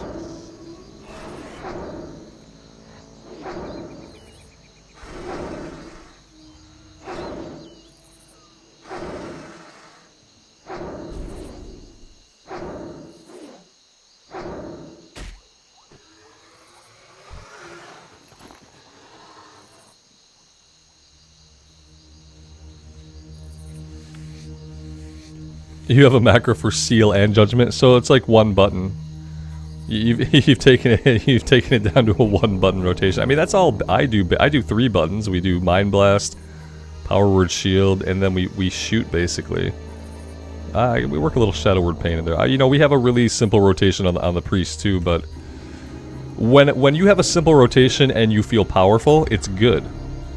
When you have a simple rotation and your character is weak, it feels really bad because it makes you feel like if you only had more buttons to push, you would be dealing more damage. Even though that's not like necessarily true or how class design works. That's kind of what happened on the Paladin. If we were just sitting there swinging and we were killing stuff, I'm fine with that, obviously. I can wand for hours and not get tired of it. But it was a boring rotation and we were weak, which is like the deadly combo.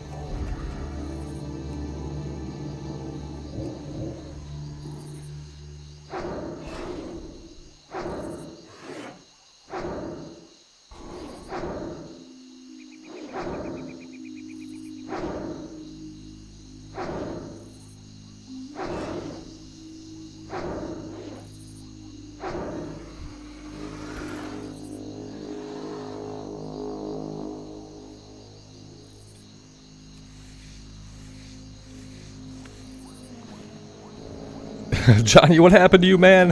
Where'd you go? Come back to us! It happens to my wife all the time. Depending on what device she's on, she's bound to pop up as like different accounts.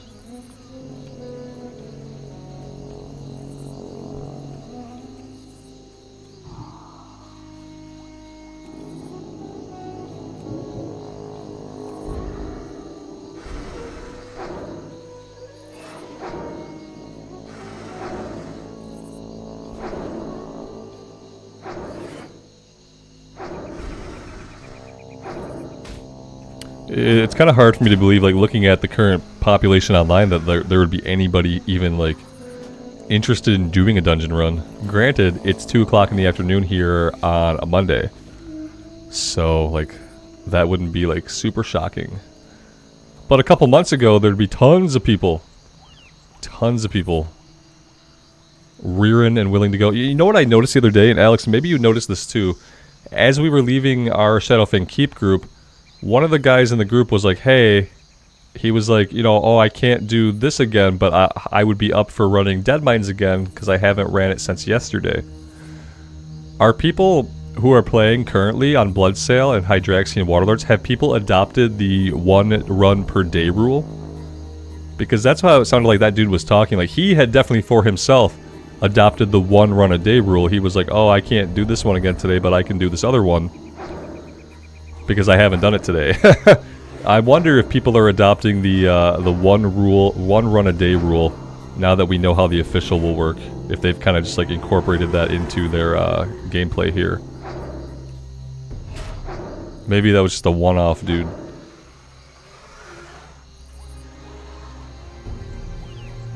You forgot to do the hardcore add-on check before going, like, of the other humans in the run with us? Yeah. I'm at a point where I kind of don't care. I'm at a point where, like, doing the 1 run a day rule would be fine with me, like, right now. Especially since we know that's how it's going to work in the future. Like, I feel like some people are probably playing that way right now. Like I said, that dude we were grouped with definitely was. So he could have ran that dungeon before. Like, maybe he ran SFK the other day. Like, we wouldn't know. You know, there'd be no way for us to know. It's hard for me to break a rule that we've been, like, using for so long, though, you know? It's just, like, ingrained in us. Like, at this point, I don't care. Because it's 10 days out. Like, I'll just keep following the stupid rule. I'll just keep following the stupid rule for 10 days. Yeah, I don't think anyone cares. I think they're playing. I think people are still doing the if they die they either don't go again or they go again. But I think some of the other rules, like especially the grouping stuff. I mean, remember we grouped up for the run. We grouped up for the run, and like and we killed a couple of non enemies on our run. So technically, you know, we've already broken the rules. And furthermore, back when we did Deadmines, and anybody who's ever done Deadmines, if you do the quest outside the dungeon instance and you do them in a group, you have also technically broken the rules. Because even though that quest is a Deadmines quest, it doesn't happen inside the instance. So you are in the open world group with players killing stuff, which is technically against the rules. So yeah, so technically we've already broken the rules a bunch, and so do most people. Because most groups that do dead mines, they do the elite quest outside of the instance, which is not how the rules work by the word of the rules.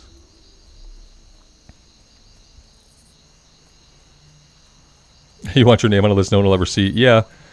All I care about is that this says pass. That's all I care about. And I don't know. I don't know if I go kill a boss again in SFK, I don't think that turns this to a fail. I don't think it turns it to a fail.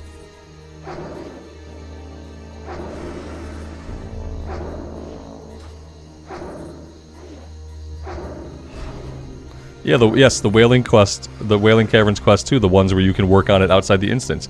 And as a group, you kill your way to the instance portal. So you're in a group killing enemies in the world. There's hardly any way to avoid it, you know? And so yeah, like rules broken all the time, broken.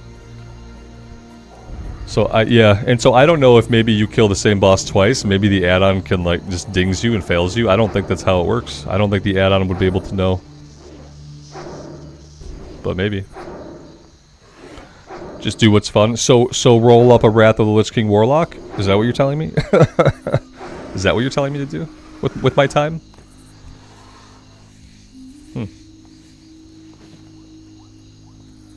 Yeah, I don't think the rules are hardly any of the rules. The only rule that's baked in is like when you die, if you res, it'll fail you. I think that's like the only, and you can't click on the mailbox.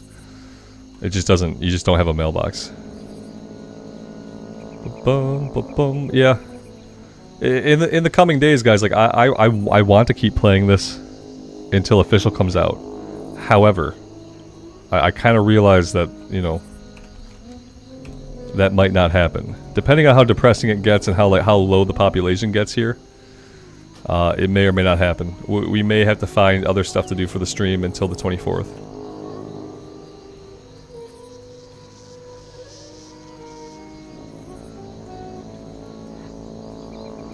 This is era. Yeah, this is vanilla era. Mm-hmm.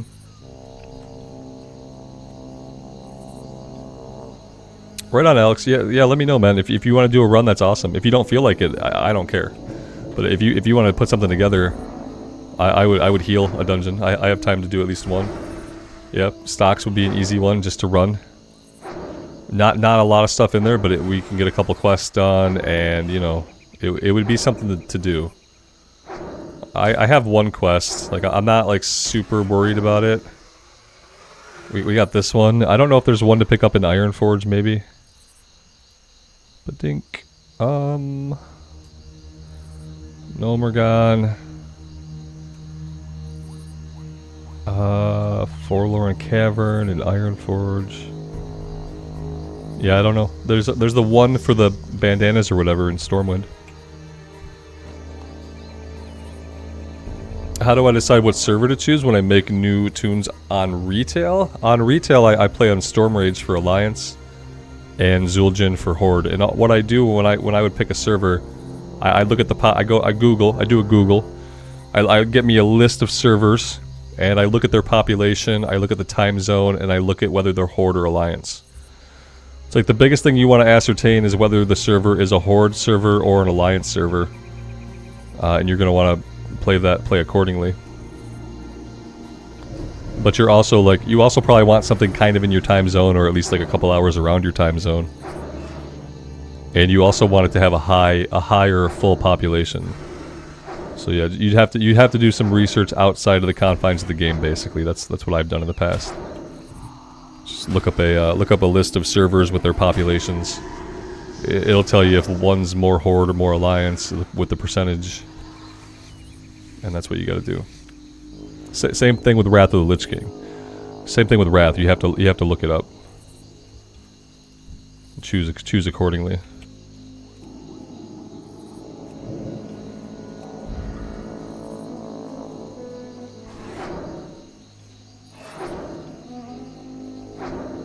Yep, Stormrage is a good Alliance server if you're like basically anywhere in the States, but yeah, especially if you're in Eastern Standard Time. And then I play on Zul'jin for Horde. Zul'jin is also, I'm pretty sure, like, Zul'jin might be Central Time. I'm not sure. It's either Eastern or Central.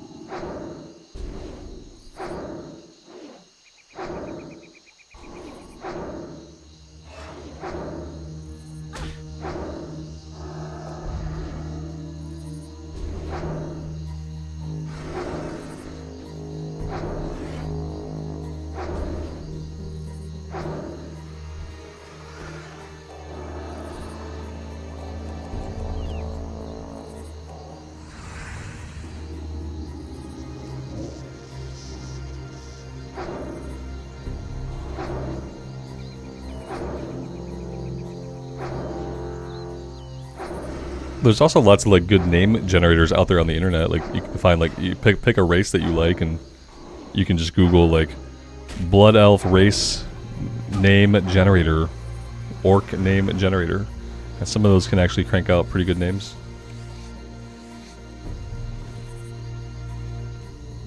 Hurrah, good afternoon, man. Thanks for stopping by.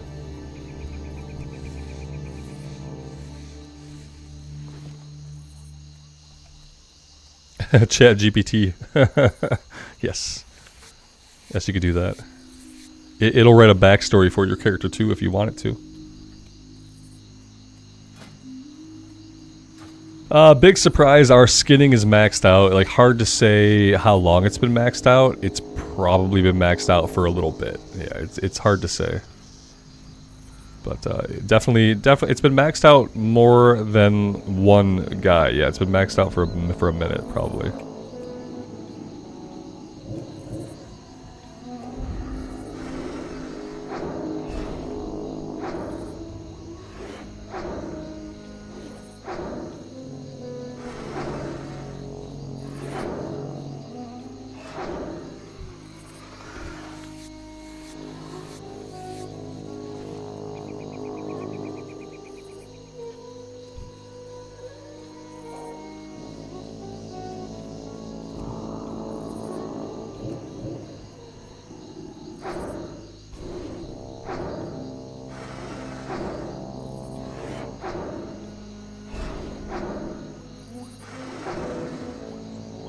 Alright, my coffee is... my coffee still exists, but it's cold and it's disgusting. I'm definitely gonna have to, like, take a short break before we do this. Which is fine. I'm sure it'll take a while, probably, still to get the group together. But yeah, I need more coffee. This is actually my first 20 ounces of coffee for the entire day. I haven't even finished it, so I've been doing pretty good about not guzzling quite as much coffee as I used to. But we definitely need a refill soon.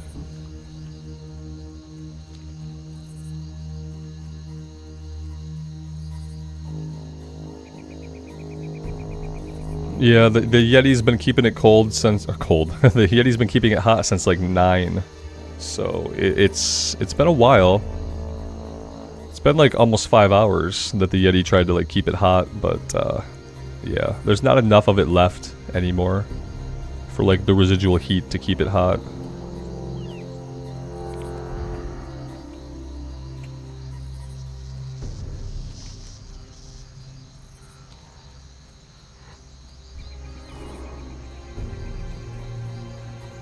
Some people do like cold coffee, Johnny. I'm not one of them, but like I feel like even if you like cold coffee, you probably don't like hot coffee that's gotten cold. I don't know if that's anybody's favorite. Does anybody like especially like coffee that was once hot and then sat out and then got cold? even I bet even you cold coffee drinkers would not like a coffee that was once hot but became cold. Yeah, but that's because you put ice in it. Like, yeah.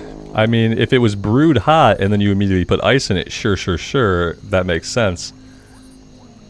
But if it just sat in a mug and grew to room temperature, I don't think there's a lot of people that are like really big fans of that. I could be wrong, you know. I could be wrong. Maybe there's someone out there who like lets their coffee sit until it reaches that perfect room temperature, and then that's when they devour it.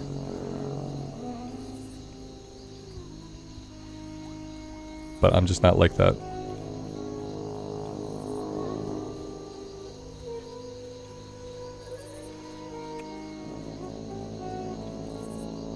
Did I miss the way into this place? I mean, I was looking for the banner, but I just didn't see it. He put hot coffee in the freezer, so it would be cold. Yeah, that's fair. You know, I feel like ice cubes would probably be better. But maybe like if you're at a work situation, you might not have access to ice cubes, I guess. Yeah, you could put it in the freezer for a while. That'll do it. I feel like that'll cool it off pretty quickly.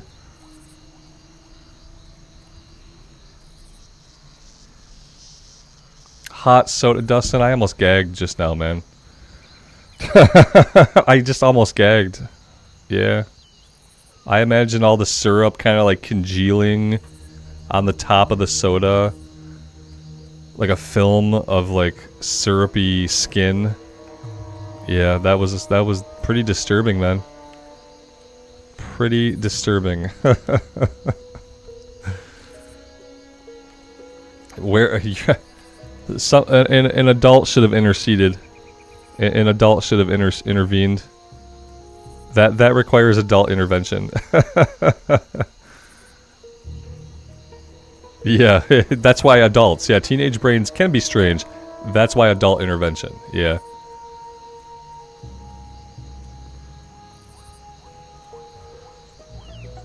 Like if my son was a teenager and I caught him like microwaving soda, like firstly we don't have soda in the house, but if we did, and I'd be like, hey man, listen, don't ever do that again.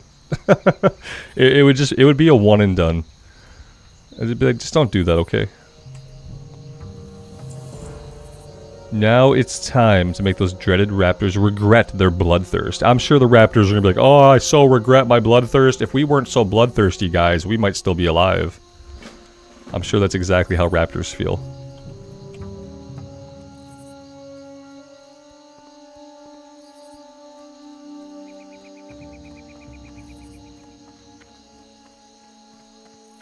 Yeah, but David, by Cataclysm, like, everything's on a road. Yeah, what I realized, like, going through the Cataclysm zones is that, like, they added roads and, like, they put pathways everywhere. So, like, basically how you find everything, it's going to end up being right by a road. Inevitably, that's how they made it. Which made things a little bit easier.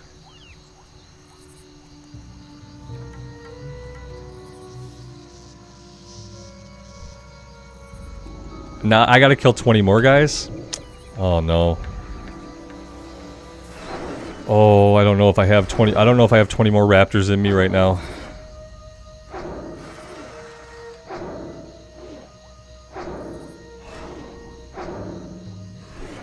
Metal, and this is still capped at 30. I don't know what you mean. No, there's no. This is not capped.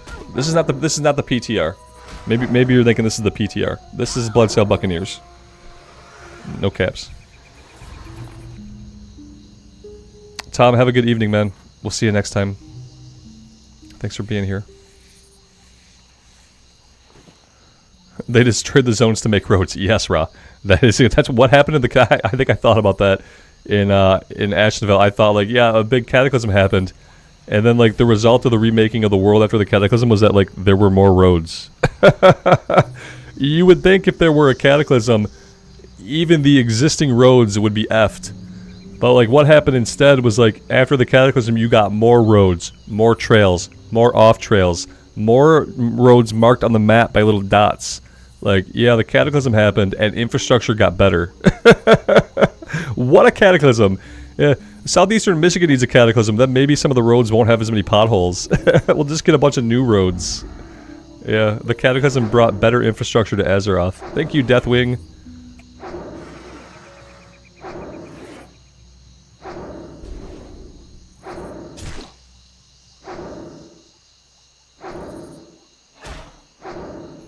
What's the add-on so that it looks close to the power bar? You're talking about this down here? Our portraits? This is not an add-on. Yeah, this is base UI. Yeah, that got added to the game a long time ago. What happened is like Blizzard when they gave us Classic, they couldn't give us the Classic version of the interface. So we got a more recent version of the interface, and that recent version allows you to unlock these and drag them anywhere you want. But this is not an add-on. This is built-in UI. Same thing with raid frames. Like in original vanilla, you did not have raid frames as an option. You had to have an add-on. But eventually, around Cataclysm or something, they had put them into the base in-game UI. And that's the base UI that we use in Classic. We don't use the actual vanilla UI because they couldn't do it. So we get a bunch of options that we would not have had back in actual vanilla in 2004, basically.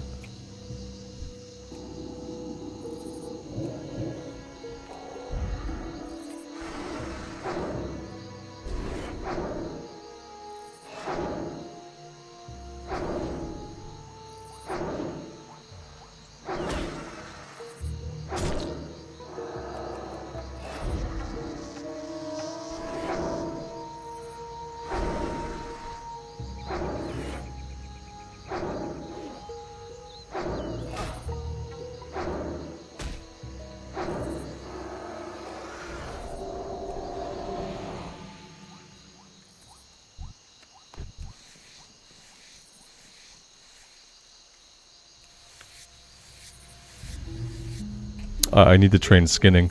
Next time we go to a town, I have to remember to train skinning because we are very, very capped out. Oh, look at this! Here's one of the items we need. I haven't been looking for the items at all.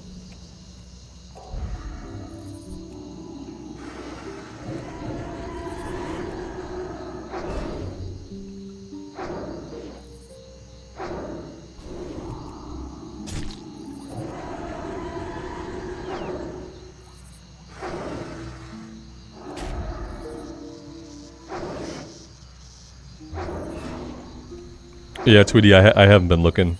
Yeah, I should have been paying more attention. You're right. There's probably one back here. We'll have to go back and get it.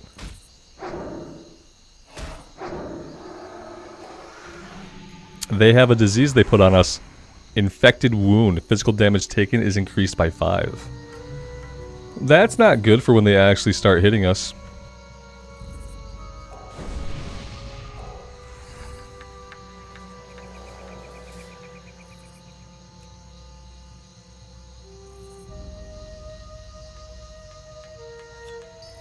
This is the wetlands.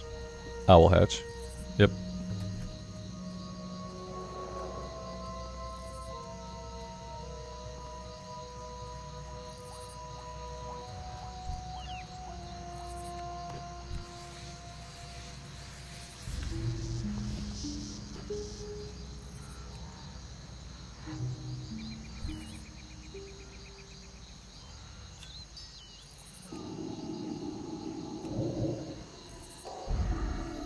We've only killed 4, 2 and 2. Oh my gosh, guys. Oh my gosh. I don't know why suddenly like killing these raptors has been very tedious. Maybe because total we'll have killed 40 by the time we're done.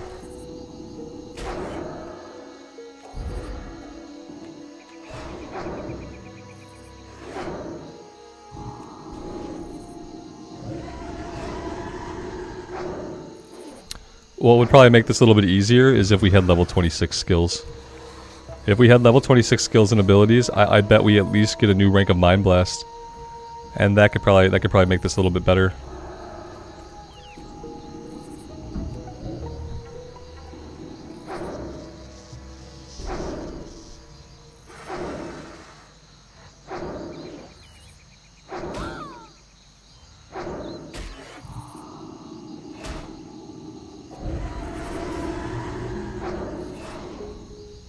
Oh, muted there. Whoops. This is the grind. It is the grind. Yeah, it's the grind. It's just like a lot of raptors, you know. I've had a day, so I'm not I don't have my grinding head screwed on. Like things that would not normally be tedious to me today have been like kind of tedious. Like I talked about earlier, I think I'm just kind of getting depressed about the eventual death of these servers. The death is getting closer and closer. In 10 days, nobody will be playing here. And yeah, so I think that's kind of just got me a little bit down.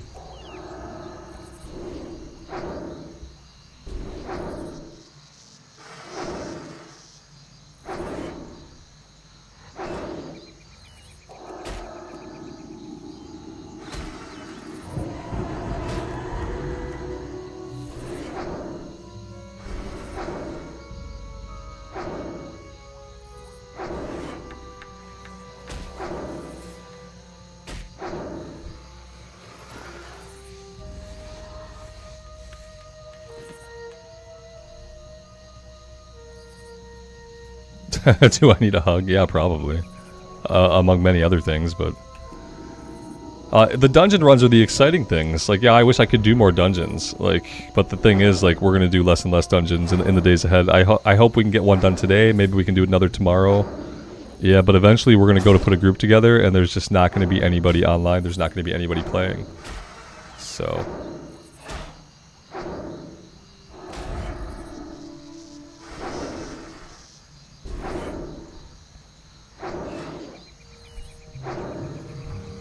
5 kills per bubble.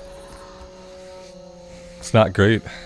It's better than retail, where like if you want to grind in retail, you'd have to kill like about 200 enemies to get like a bubble of XP.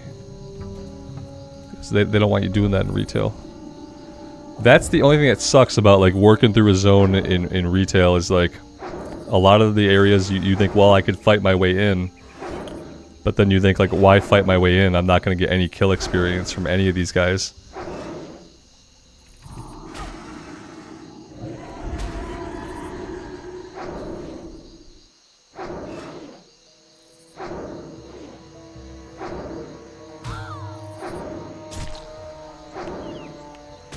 Do I think the hardcore servers will be a giant mess in terms of 6 months later or mostly dead? I think that... the longevity of the official hardcore server is probably going to be about 3 months. Because remember, they've promised us another season of Classic by the end of the year. So I think Blizzard has 2 plans. The first plan has already come to fruition. Plan number 1, kill hype for hardcore. Get people off Bloodsail and off Hydraxian Waterlords, return those servers to the RP communities as they should be. So that plan is done. That plan has been enacted a long time ago. That part of the plan is coming to fruition. The other part of it is probably like kill hardcore entirely, because we want people stuck into the seasonality. If they're going to do seasons of Classic Era and they're going to actually be consistent with the seasons and not let like a 1.5 year gap go between seasons. If they're going to do good seasons, let's assume they're going to do good seasons, okay? They don't want people playing hardcore anymore. They want people invested in those rolling fresh start seasons. Also, for a lot of people, like, hardcore is going to feel a lot less hardcore once they have alts, once they can buy awesome gear on the auction house. You know, with the removal of all the other self-found rules, I think that, like, I think the hardcore servers are probably going to be dead after a few months. I think there will be a lot of hype at first, but then ultimately, dead. Warlock died in the Barrens. What were you doing in the Barrens? Trying to do like Wailing Caverns, I guess? I don't know.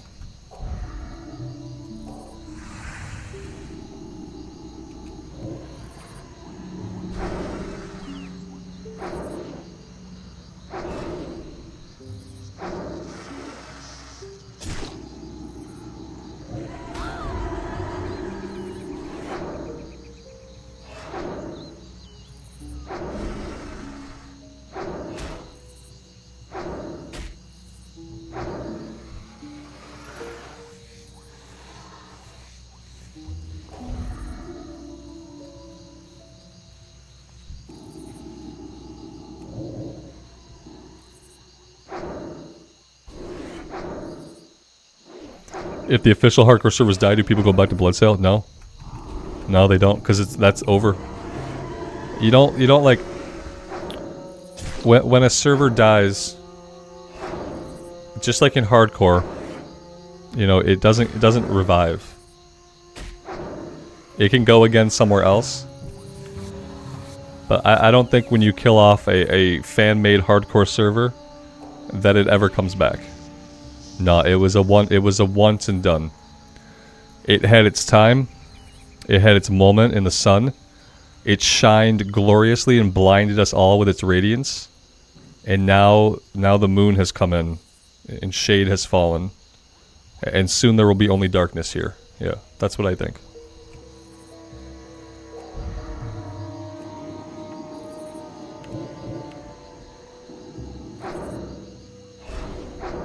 No, I think that people will do exactly what Blizzard want them to do. I think once hardcore is dead in a few months, they will either go play regular Classic Era, they will play the season of Classic Era coming at the end of the year, they'll play Wrath, they'll go back to retail. They'll do one of the things that Blizzard wants them to do.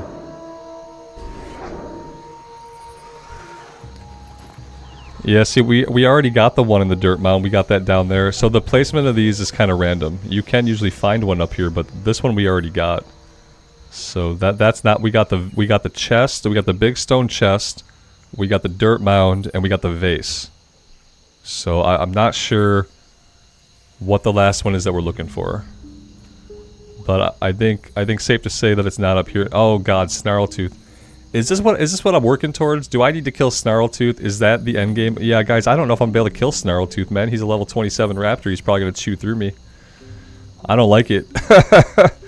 I don't like it if the end game is a level. Was he 29? Yeah, I don't like that the end game of this quest is like have to take that guy on. Is not gonna like go that well. I don't think. That's the quest. That's what I have to do to get the wand. Oh Jesus, we might rip. Yeah, we might bite it on that guy. I'm gonna try him anyway, because we did all this work, and you know we're not even done yet. So I'm gonna try him anyway. But yeah, I gotta remember like to use Desperate Prayer if I need it. I have to like keep a couple things in mind because we're probably gonna need everything we got. We're gonna need potions. Yeah, it's gonna be a mess. They're not having a tantrum, I don't think. I think like they want people to play the game how they want them to play the game, and they want them to do that where they want them to do that. I think they're up. I think that they kind of like, you know, these were roleplay servers, okay? These were roleplay servers. They had a roleplay population of people that were doing that. Blizzard made them to be roleplay servers, and then some jackals, you know, who were streaming on Twitch, they wanted to make up a hardcore thing. They did it. They moved everybody to these servers in their communities. The communities grew and grew. Popularity grew and grew, and before Blizzard knew what was happening, both the roleplay servers they had created for Classic Era were full of hardcore people, which is not roleplay. And so I think like by game design they had to give those servers back to the role players because they didn't want hardcore people here to begin with. So I think that's what they were salty about. You know, that's where the change came, where they go, okay, we're gonna do it our way because we don't want it on our roleplay servers, which to be fair is valid. It's valid. And now I think that they would just rather people play, like, different versions of the game. I think that they really want people to get pulled into the seasonal model, and so any other thing that competes with that is probably not good in their minds. And we also have to allow for the fact that, like, you know, maybe hardcore will just run its course. Maybe it's already run its course. You know, not everything stays popular forever. Not everything just grows and grows and grows in popularity, even things that are super cool. A lot of things have their time in the sun, and then they move on. And I think Blizz thinks that might happen naturally with hardcore. And I don't think they'd be wrong to think that.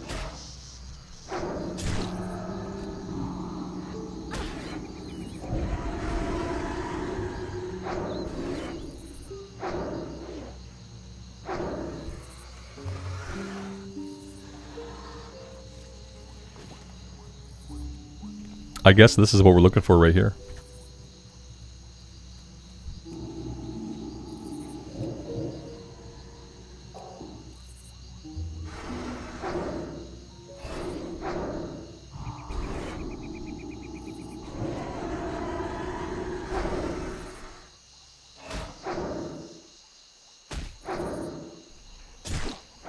Yeah, absolutely. When the hardcore servers come out, it will be a new and different experience.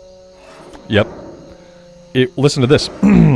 It'll also just be very similar to playing Classic Era. You know, yeah, you die, you can't res, but there won't be any other restrictions besides the 24-hour lockout. So, like, for a lot of people, it'll feel just pretty similar to, you know, like in Season of Mastery when they had the Soul of Iron buff. And you were just doing the Season of Mastery, but some people wanted to have the Soul of Iron buff. I think it's kind of like more like that. Where, like, you know, you're playing basically an unaltered version of the game for the most part. But, you know, you die, you can't res. I don't know. It'll be cool because we'll be able to group again. But that might make a lot of people realize, hey, I just like playing WoW. I just like playing Classic Era. I want to play Classic Era where people are playing Classic Era. And so I think that'll pull a lot of people into the seasons. You know, people will do hardcore for their first character. You know, they'll get them killed in level 20, level 30 range, and then they'll say, okay, I'm good. I am good. I think that'll be most people's experience. Script, good evening, man. Thanks for being here and checking out the stream. Appreciate you stopping by.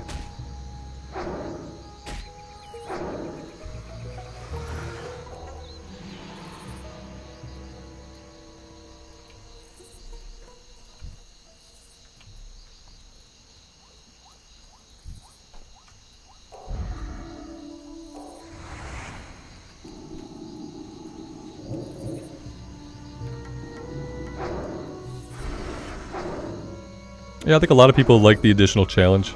But I do think that ultimately for a lot of people it will be a phase of enjoyment that passes into something else. I don't know if we'll be doing hardcore like 2 years from now. You know what I mean? Does that make sense? Like, yeah, the servers are going to come out, people are going to like it, it's going to be a blast, it's going to be super hype for a little bit. But how many things get 2 different hype cycles? Like, hardcore already peaked. Hardcore already peaked, and it peaked here on Bloodsail, Buccaneers, and Hydraxian Waterlords. What are the chances that it does that again after they've had to kill it? It'll be hype, you know, it'll be good for that initial launch, but it'll never be like it was, where, you know, months and months in, it just kept becoming more popular. Like, I don't think it will do that. Yeah, hardcore grew and grew until Blizzard killed it. Official Blizzard hardcore is going to start off with a base of people, and that base of people is going to decline over time.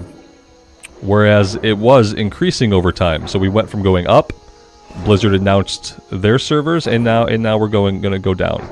It's going to start with a high level of people at the entry level, and then as time passes, you'll see less and less people playing the game.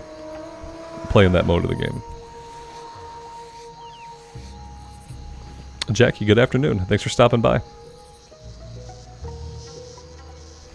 Do I think they'll let me transfer from hardcore to era PvP?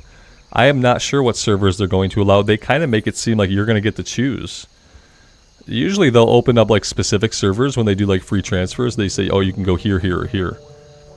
But the way they worded it, I feel like you might get to choose like where your character ends up.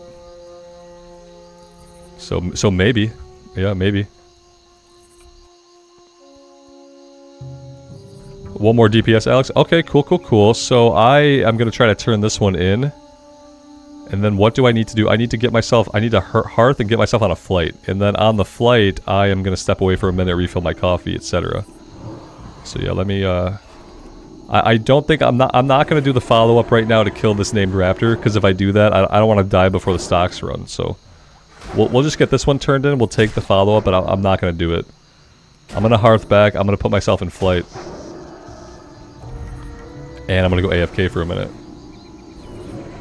and then I'll change the title of the stream to Stockades when I get back.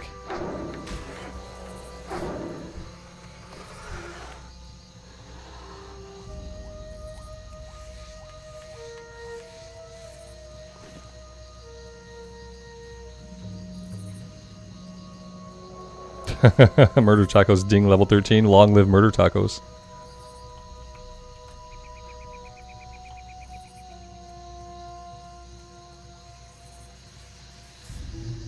This way we'll take the quest and we'll compare the wand. We'll compare the wand to the greater magic wand and see just exactly how much better it really is.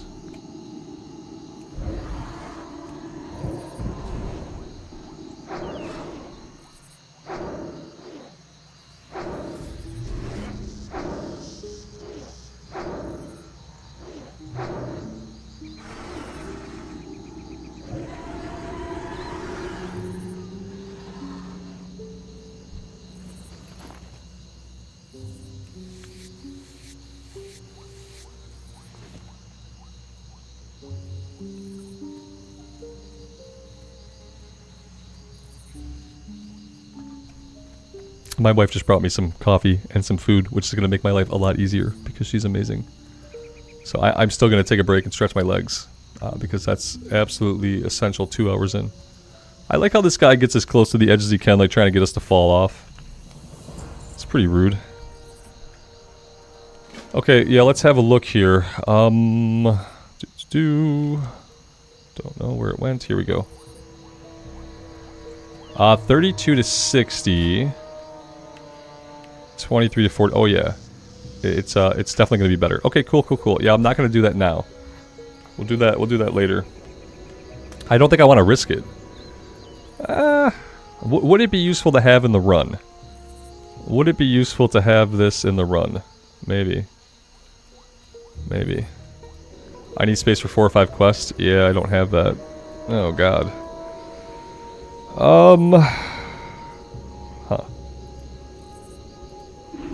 Yeah, I'll figure it out here. A dark threat looms. Okay, cool. That's 2.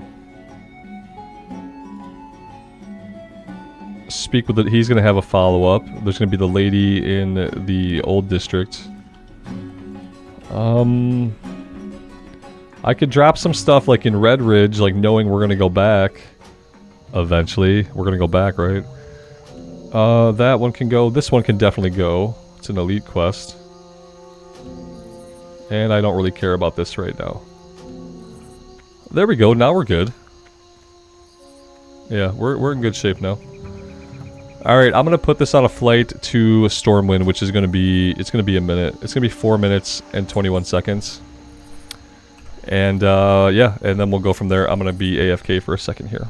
Let me put up a little comment. We'll pin ourselves a little comment.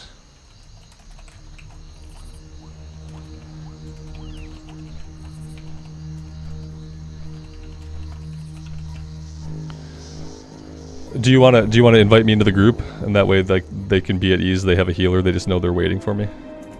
Either way, I don't care.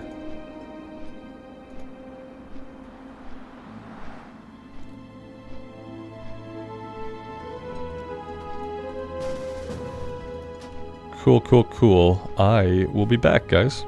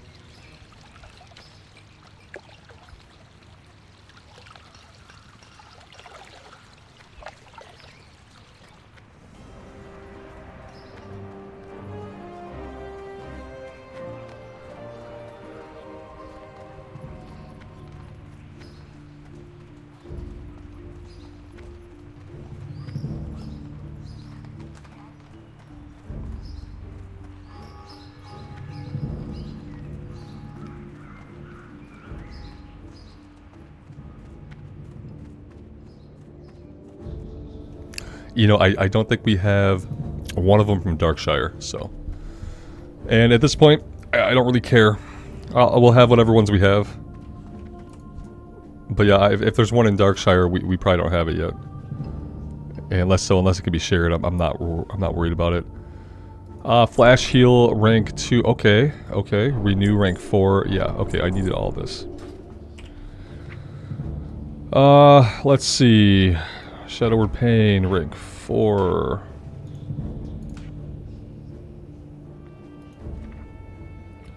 Desperate Prayer rank 3. We don't even have flash heal like on our bar anywhere. There we go.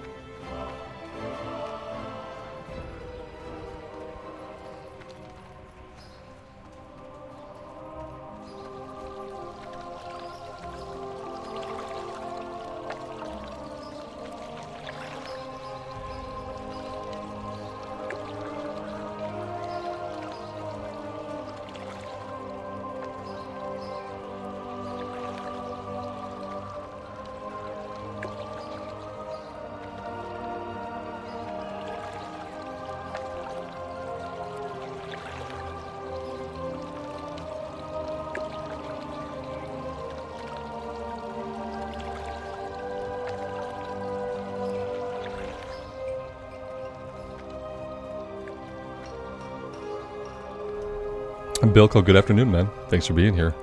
Mike Power Company said 6 tonight. It's not good, but it's not bad. Thanks, Amy. I appreciate it. Alright, here we go. Yeah, so we got 4 of them. It's better than nothing.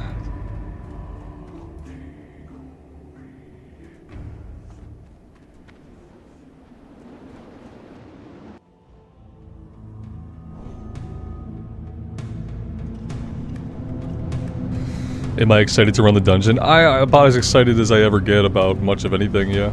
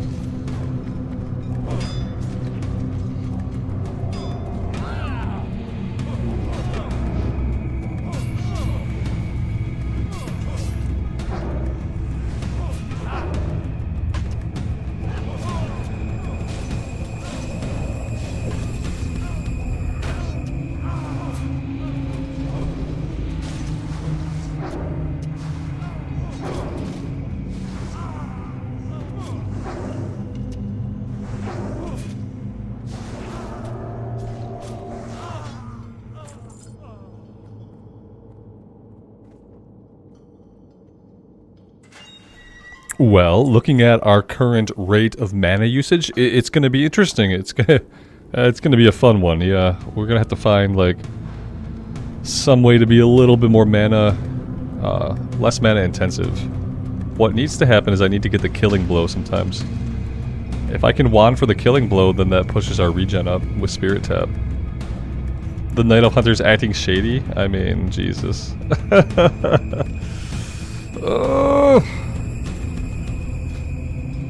Yeah, they're still passing verification.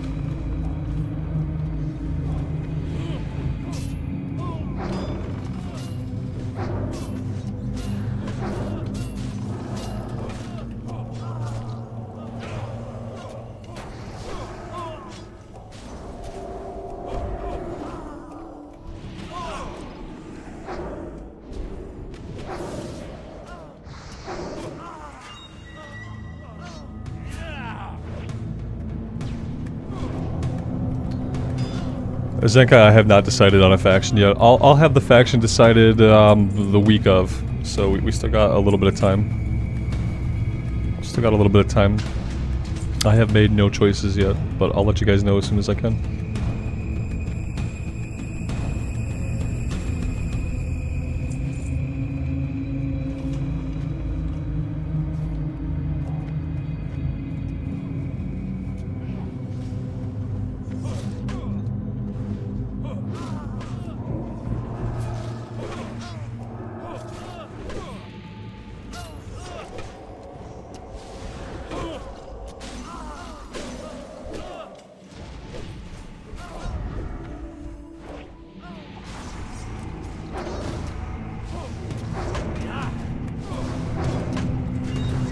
Am I going to continue Baldur's Gate? Yes, I am, but the videos are not going to be going up every day. It's going to have to be a little bit less frequent. So yeah, I'm going to play some more today, and so I should have something up tomorrow afternoon. But I can't play it every day because YouTube tanks my metrics when I put a video up every day. It's not that it only hurts those videos; it ends up hurting my other content as well because the YouTube algorithm is really awesome. And so whenever you do anything that does not meet your channel average, it will push all of your content less. Not only the content that underperforms, it'll push all of your content less. So yeah. I don't really want to totally kill the channel by playing as much BG3 as I'd like to play.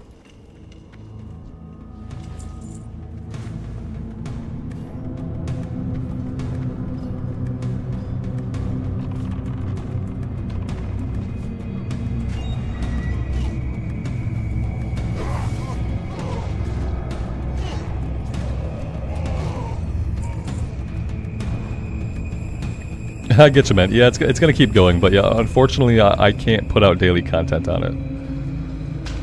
YouTube was not liking that, and all of my stuff was suffering because of it. Yeah, it's sad, but that's kind of how it is. Dustin, yeah, we hit 24,000. It's awesome.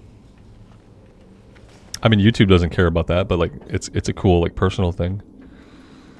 Yep, 20 more years to go. In 20 more years, I'll have my 100,000 sub plaque in 20 years. Yeah, by the time I'm 60 or 70, I think I'll have it. Yeah, we'll see if I can live that long.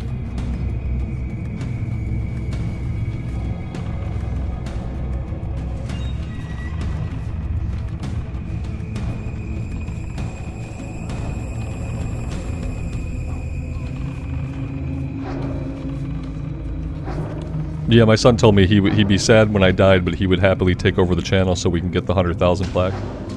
Because I had to explain to him that it was probably never going to happen.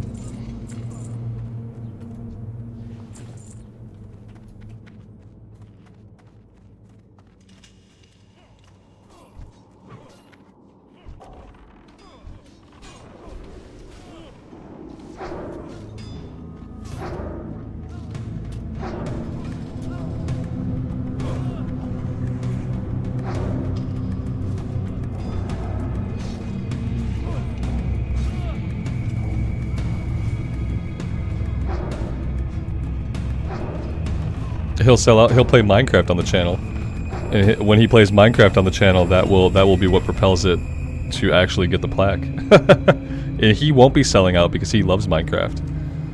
If I were to play Minecraft on the channel, that would be selling out. But when James takes over the channel and he plays Minecraft, that'll just be like what he does. So it'll be good.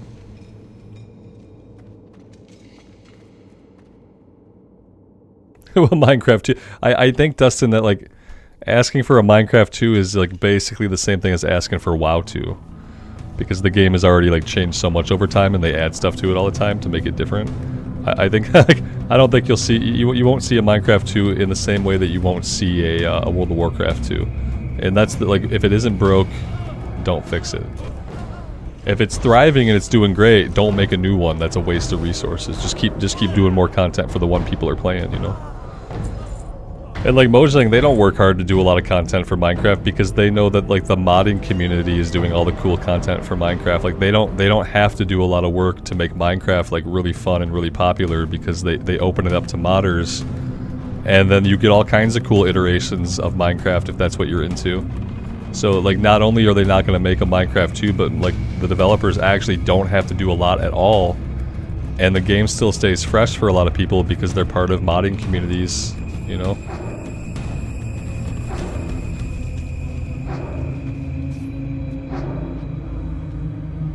Minecraft 2, the MMO, yeah.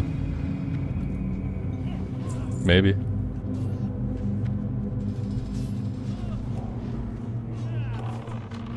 What you have to keep in mind is like MMOs are not a popular genre. MMOs were never ever a popular genre, and every year that passes, MMOs get less and less popular. So the concept of something that's like super popular, like a survival crafting sim, like moving over to an MMO format's never gonna happen. Because MMO is just not a popular genre at all.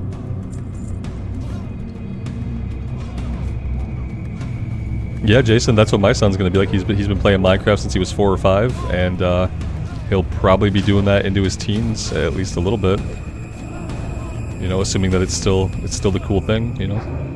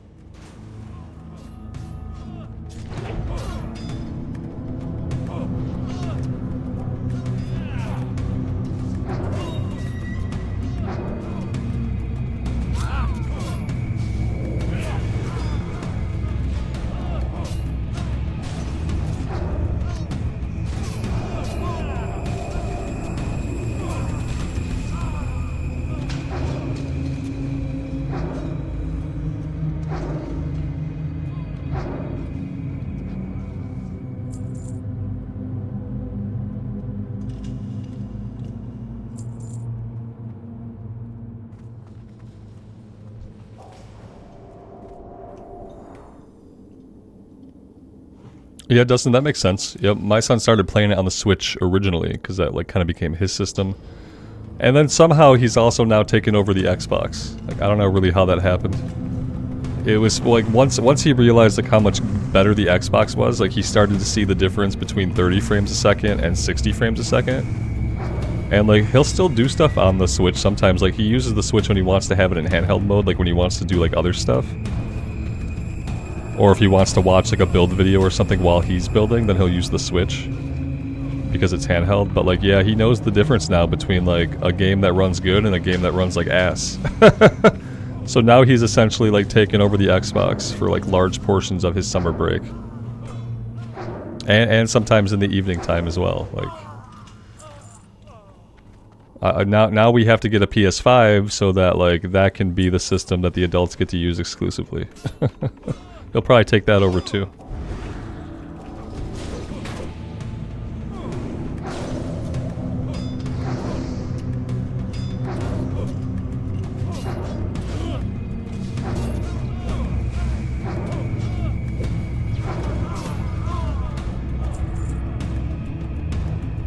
That's a nice two-handed axe for a green weapon.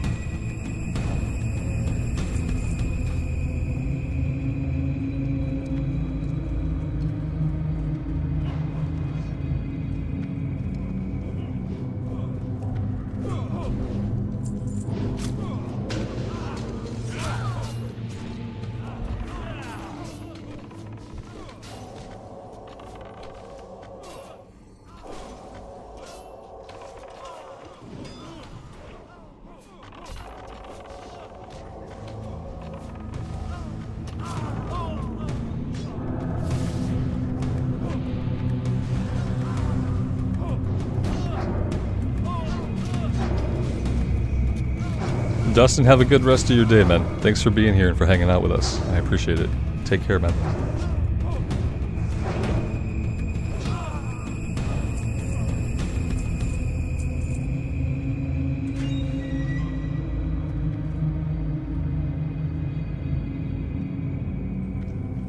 Jason, you guys are basically the same person. Yeah, I hope I live long enough to feel that way about my son. That we'll probably be essentially a very similar type of person as far as like the things we want to do and the things we want to have. It's already kind of that way. He hasn't really done a lot on the PC yet, but you know, he's played a little bit on the PC. He's played some WoW. We were playing through the Murderous Sonic the Hedgehog on the PC, which is like a narrative adventure. That was cool. Eventually, I told him he has to wait a couple years till I like put a rig in his room. I want him to be like an A and B student, and like so far in like first grade they haven't given them letter grades yet, so it's hard to like determine anything without an actual progress report. So I'm kind of hoping like second and third grade he'll get like letter grade progress reports so I can like accurately gauge like what kind of student he's being. And then if he's an A-B student, you know, then he can maybe have a computer in his room, but he's still a little ways off.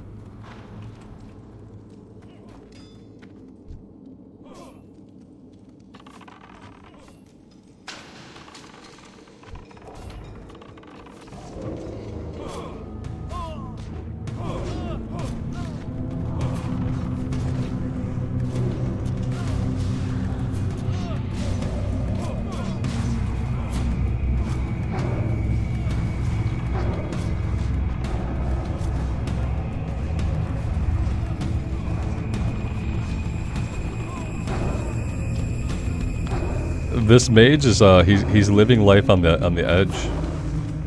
He's trying to make this more exciting than it has to be.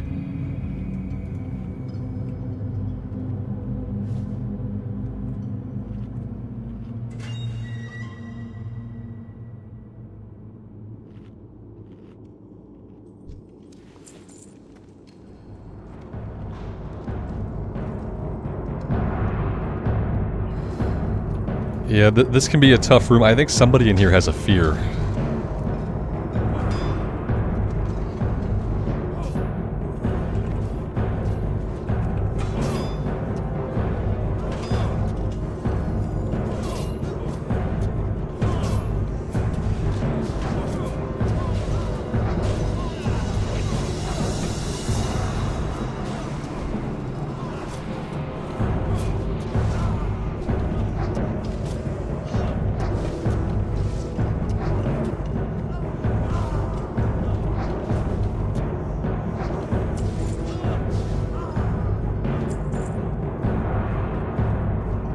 Yeah, he's being really risky. I mean, if I were a mage, I would not want to take any hits in here. I wouldn't want to be taking hits from elites. Even if it meant I had to give up a little bit of my damage, or if I had to stand back and single target a little more, like, I'm not sure. With the arcane explosions, like, I'm not sure what the point is. But it's what he's doing.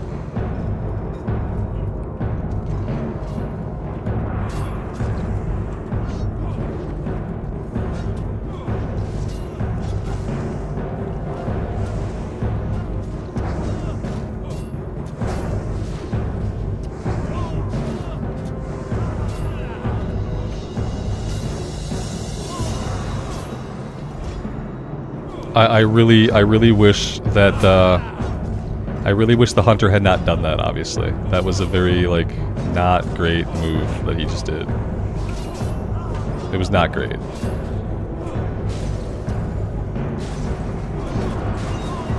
Not a good one.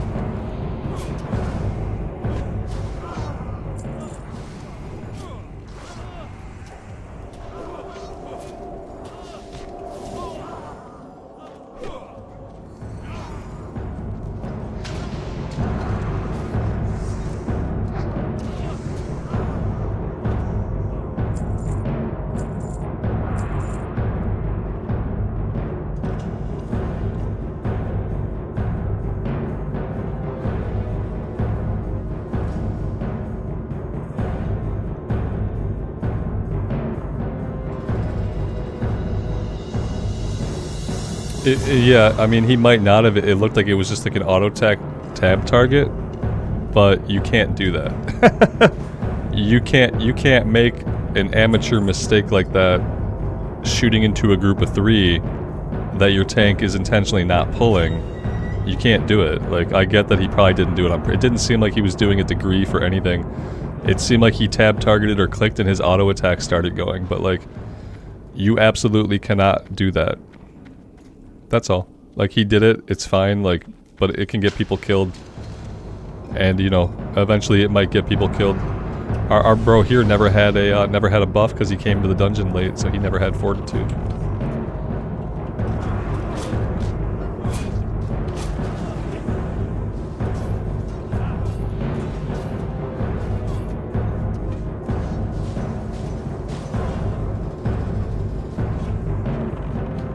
Yeah, and as a hunter, he should know that. Yeah, as a hunter, he should know that, and he should account for it by being more careful with what he clicks and not using tab target. There are really simple things he can do to not have that happen.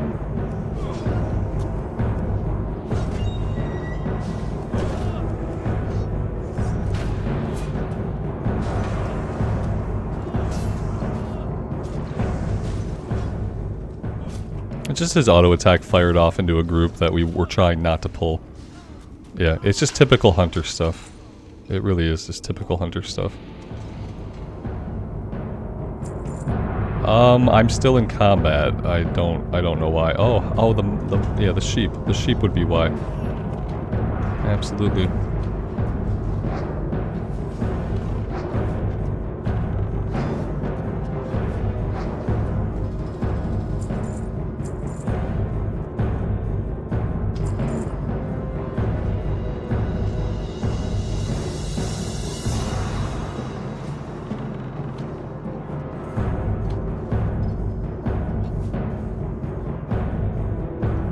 Yeah, if you're not playing hardcore, then it's a lot less impactful. Like, I don't care if, like, if a hunter accidentally shoots a group and pulls the group and you wipe in a non-hardcore setting, then I don't care. Whatever, stuff happens. But when you're playing hardcore, you have to play the game differently. You can't just do what you would normally do and hope that it all works out, because it's not gonna work out. So, yeah. We'll see.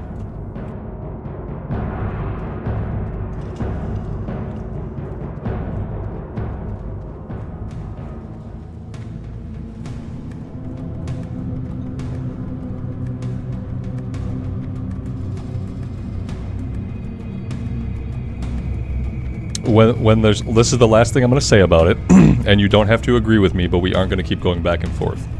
When there are things you can do as a player to stop a bad thing from happening, in hardcore, it is your duty to do those things. Even if it's extra steps, even if you have to go about targeting a little bit differently, it is absolutely your responsibility as the player to be aware of what the game is going to do.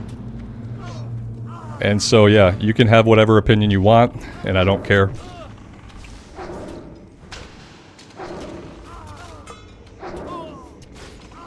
But continuing to say the same thing isn't going to change my mind. So I'd appreciate it if you didn't.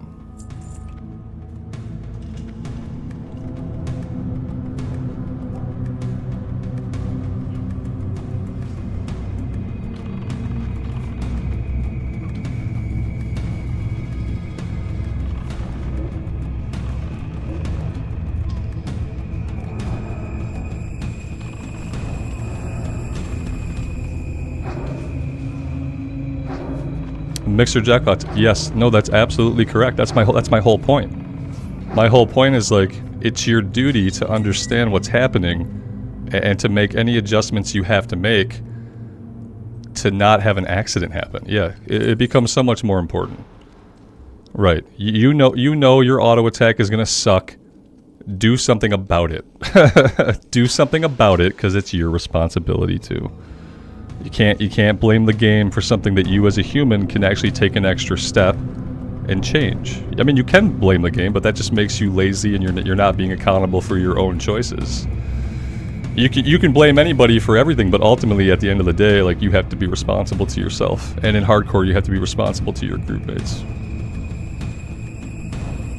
And it's fine. It seems like they learned, And they're being a lot more careful now about when they start attacking. Imagine that. Imagine that they made a mistake.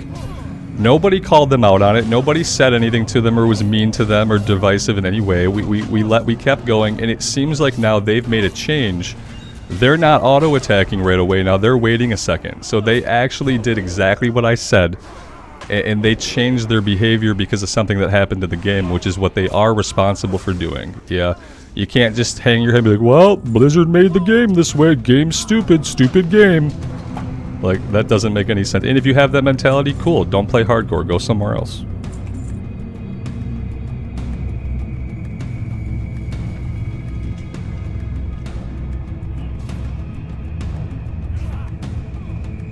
They need WeakAuras. Obviously, it's a WeakAuras issue. Yeah. Obviously, they didn't have WeakAuras. So, I mean... now we know the problem.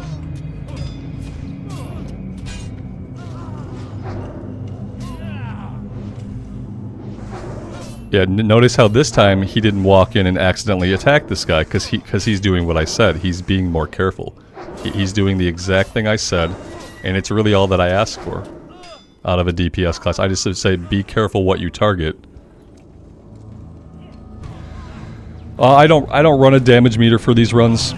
Yeah, I don't even know if I have details installed for Classic Era, but I don't have an interest in running DPS meters for these runs. Because, like, to me, like, I don't even care how little DPS a person does, as long as they're careful, as long as they're considerate, as long as they're adjusting when they make a mistake and they're learning from their mistakes. I don't care what the numbers are.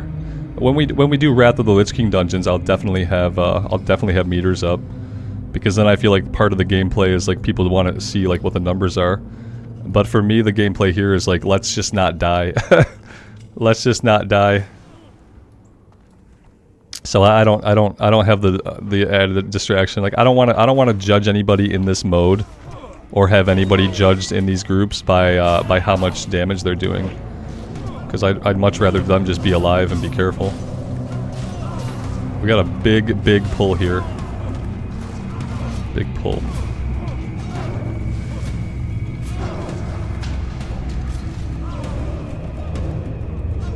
That mage, man, that mage might get himself killed. I'm trying to bubble him when he pulls too many onto him, but it's rough. This mage is not making this. See, this mage is another example of like he needs to adjust what he's doing, because he's opening up with way too much DPS.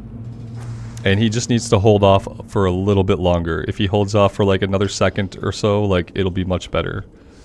Mainly for him because he won't get killed. But also for everyone else because we won't die. Yeah, it's a team thing. Everybody has to sink or swim together. He should polymorph more, and he should DPS a little bit less. Some bosses have rage timers. Yeah, that's true, but not so much in the content that we're doing. And we're never going to be at a point where we really have to worry about that. Not in this content. No, and even though that's the case, it doesn't matter. Like, looking at a damage meter isn't going to get the fight done any better. It just allows you to point blame at one person or a group of people. And so in other versions of the game, I do have the DPS meters up because I like to see it. But in Classic Era Hardcore, like I'm never gonna show a damage meter. So yeah, it's just my personal choice for the content.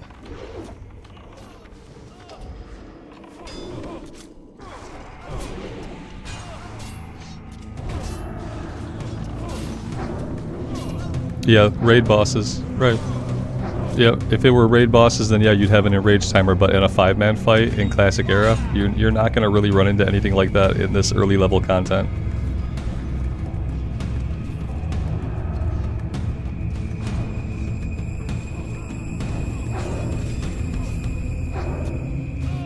Exactly, Jason. Yeah, it's all about surviving. It's all about surviving while not making any like really bad mistakes. Because the mistakes are going to get you killed, not the low DPS.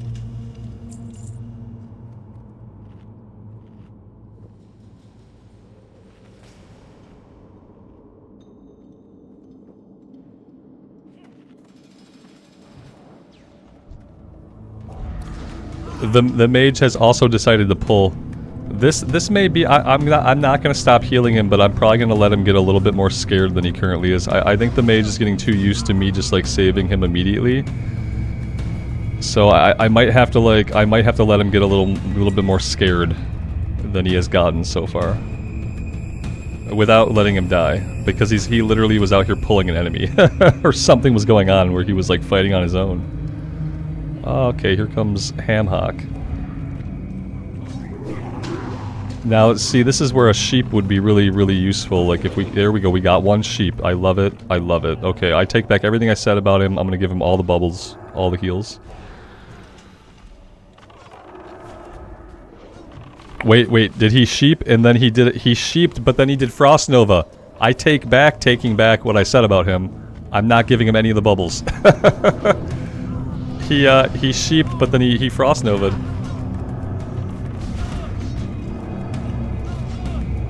He sheep, but then he Frost Nova. Here's a reju for you, my man. That should be all you need back there. No bubbles for you, Mage. Yeah, I don't know if he's gonna get many more bubbles. He needs to, like, just be a little bit more chill. You can't take back a take back. I take that back. You take that back, too. If you take that back, then I can take back my take back.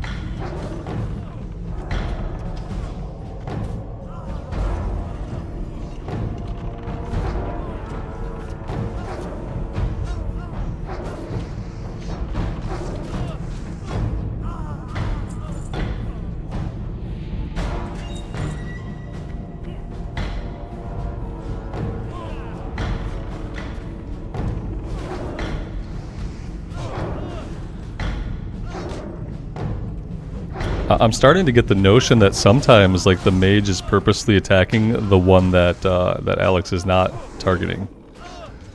That's kind of what I noticed. Like, we were all targeting this guy. The mage started frostbolting, like, the guy who clearly was not the target of the tank. That kind of behavior could get you killed. Yeah, like, completely on accident. Easy with the mage bashing. Murder Tacos will not forgive or forget. I mean, I hope Murder Tacos is just a better mage. This guy seems like he's okay, but there's a couple of issues. Yeah, maybe a target will help him, Alex. Yeah, maybe the target, the skull might help him.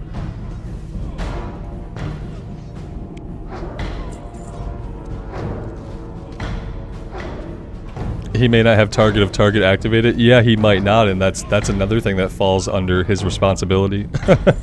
It's like he might not have that, but he needs to.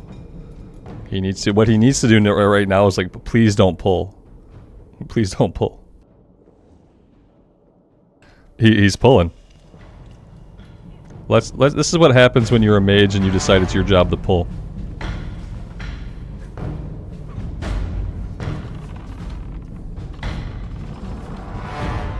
He's lucky he's got Frost Nova. Yeah, I think it's one of those mage things. Like, this mage is clearly, like, very confident in his power as a mage. He doesn't have a lot of threat of dying. Like, he's not scared. He's trying to mage bubble tank this guy, like, to his face. He tried to stand there with his magic bubble up and just, like, tank it. That's hilarious. It's not a good look.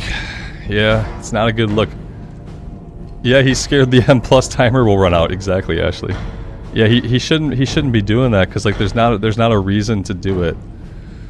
And, like, I'm not gonna teach this guy how to play, but I might not save his life at the cost of my mana either.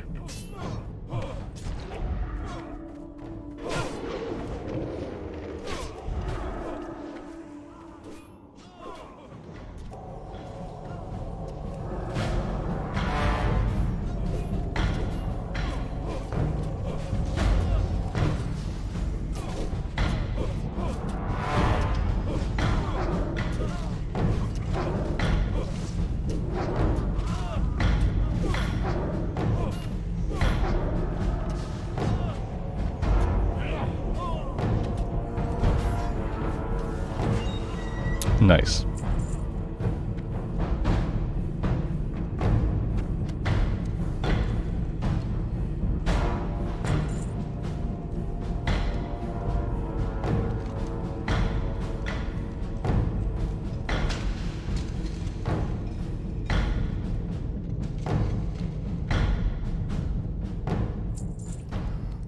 Is it completely crazy that I only have 3 out of 10 of the bandanas? Like, what's been going on with that?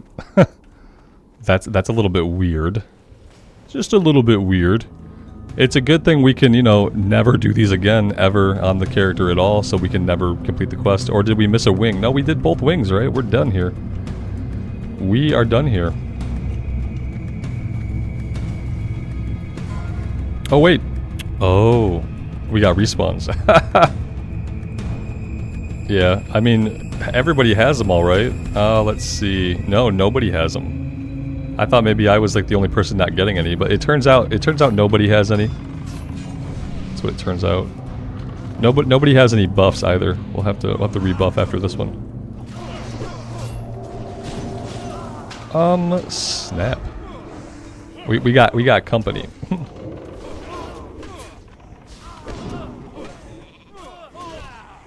Alright, I heard a sheep go off. Now, if he could just not Frost Nova the sheep, we'll be okay.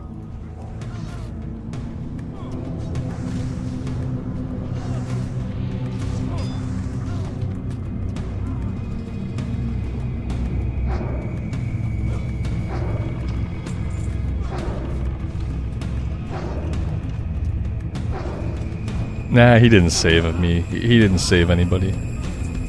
We'd have been fine. Now, he's not going to do something so useful as save anybody. He pressed a class button that was pretty good in that situation to press, but it wasn't going to be the life or death of anybody. Yeah, he saved us and then he just like leaves group mid-pull. Because all the best players just leave group mid-pull. That's what people do. It should have been clear since he's like a Mythic Plus player that he was never going to stick around and help us clear trash, right? That should have been pretty obvious. For myself, like I don't really care if we do this quest, but we can try. It doesn't really matter to me whether I finish this or not. I don't think with the guys that are left in here we're all going to be able to get the items anyway, unless they start respawning a lot faster.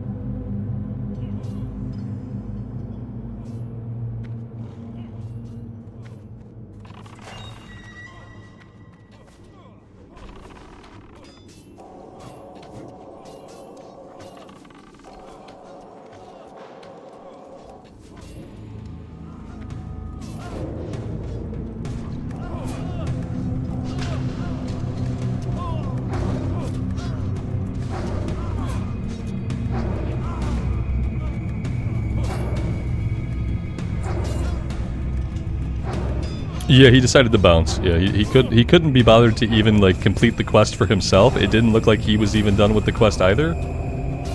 Maybe he did. Maybe he finished the quest and then he bounced. Yeah, yeah, and that's like that was obviously gonna happen. That was obviously gonna happen.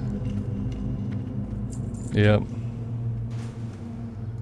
Dang, we don't have any rings. I realize we got 0 zip zilch rings, nada rings.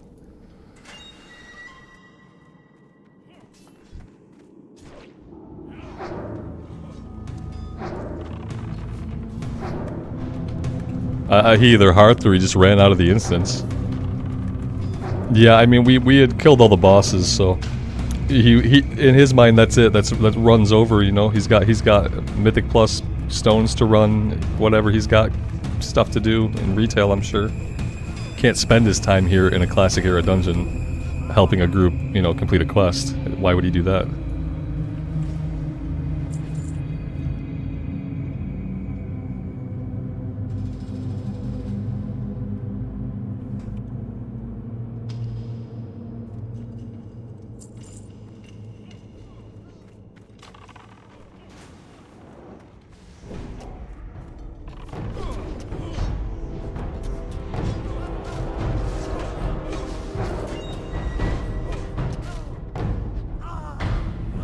Yeah, you would think that you would see less of that mentality in Classic, but it's like it's like retail creep. The retail like creeps over into Classic. I think especially in Hardcore, there's a lot of retail creep. Whereas like I think a lot of retail players they'll play Hardcore, right? Because it's Hardcore and they're Hardcore, so of course they'll come play Hardcore. Because that's what they think that they are by doing like M20 keys. But they don't have a Classic mentality because like probably Hardcore is the only version of Classic they play.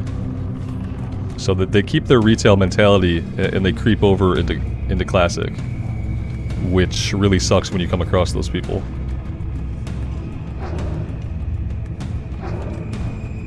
They could be that, Johnny, or his mom told him it was time to do homework. You know, you got to do those summer packets that you're supposed to finish before school starts back up. He hasn't been doing his work.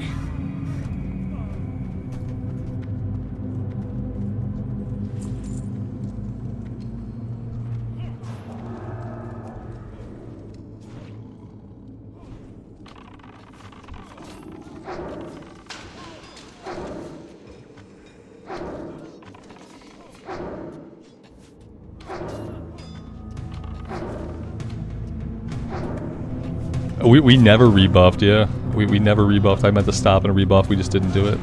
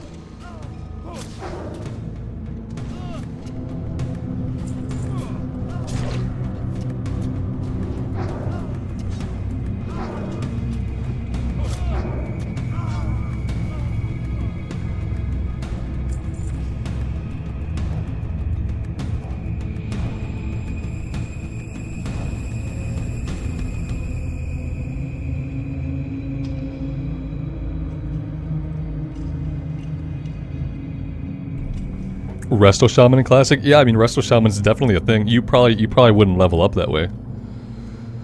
You probably wouldn't want to level as Resto. You probably level as like enhancement, or not enhancement. You level as elemental, and then you can still heal the dungeons. Kind of like how we're leveling as Shadow, but you know we're still healing. I don't know if you'd want to do like a full healer spec in Classic. You could do it, but it'd be slower, you know.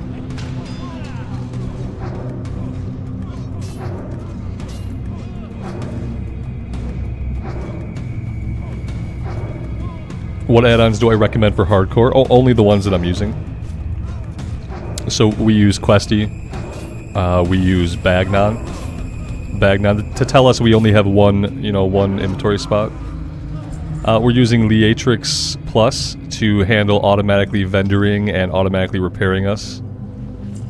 And what else are we using? Leatrix Maps. I should put a list of all my add-ons in the descriptions. Sometimes I do.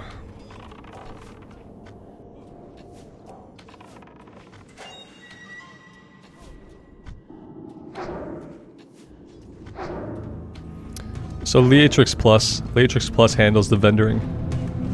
It'll automatically vendor your junk, and if the vendor is capable of it, it'll automatically repair you as well. It handles a couple of other things for us too. Like it adds this option here. I have it set to add this,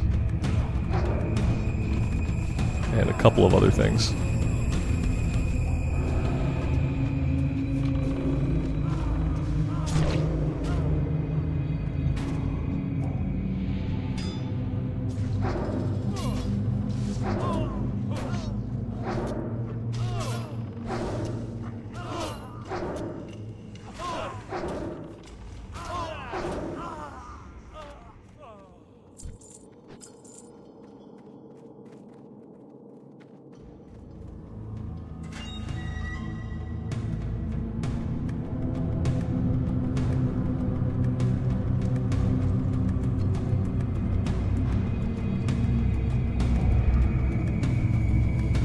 The respawn rate in here is actually kind of terrifying. It's really fast, it feels like.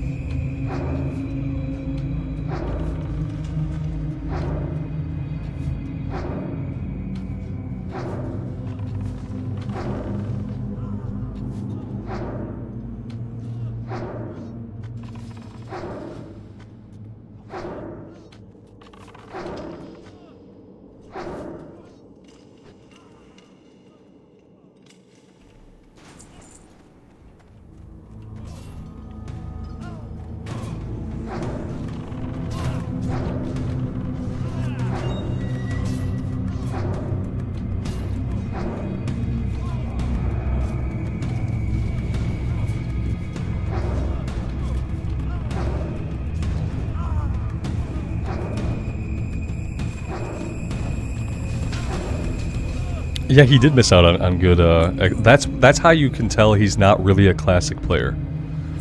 That's how you could tell that he's not a person who actually plays classic. That he plays hardcore maybe, and that's probably it. Because if he was a classic player, he'd be like, oh, you mean we get to stand here and do like an elite farm for a little bit? Like he would have been fine to stay here and finish the quest and get some kill XP. I mean, because it's not awful. But yeah, that's how you know he's not a classic player.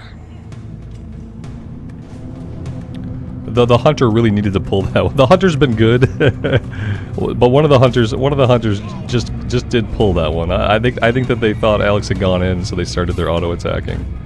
He hadn't quite gone in yet. It's okay.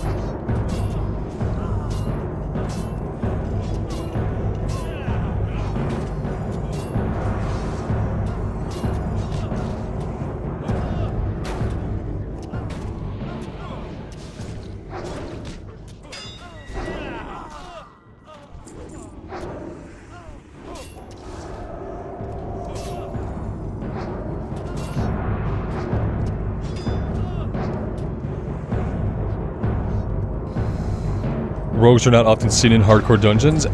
Yeah, we haven't grouped with a lot of rogues. I wonder if it's like kind of a lesser played class.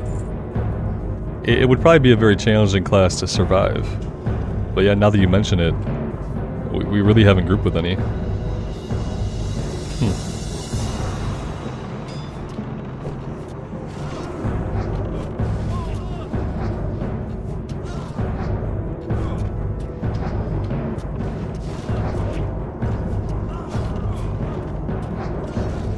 I mean, the reality of it is, if you want to do melee damage in classic era, you're probably going to do better on like a Fury Warrior, especially if you're a person that looks at like the meta and what classes perform the best. So like Fury Warrior is like the only S tier DPS in classic era. So yeah, I feel like people, if what you want to do is you want to do two-handed melee DPS, then you'd probably be better off going on a warrior. I think that's what a lot of people do who might otherwise play rogue. I think in classic era hardcore, you'd just be like, okay, I'll just be a warrior. A lot of rogue abilities are locked behind elite mobs, like some rogue quest and stuff. I know the poison quest itself is just really, really hard to do. I've always had trouble on the poison quests. It's an interesting question. Maybe we'll see it alleviated in official, so that, you know, people can group to get those harder quests done.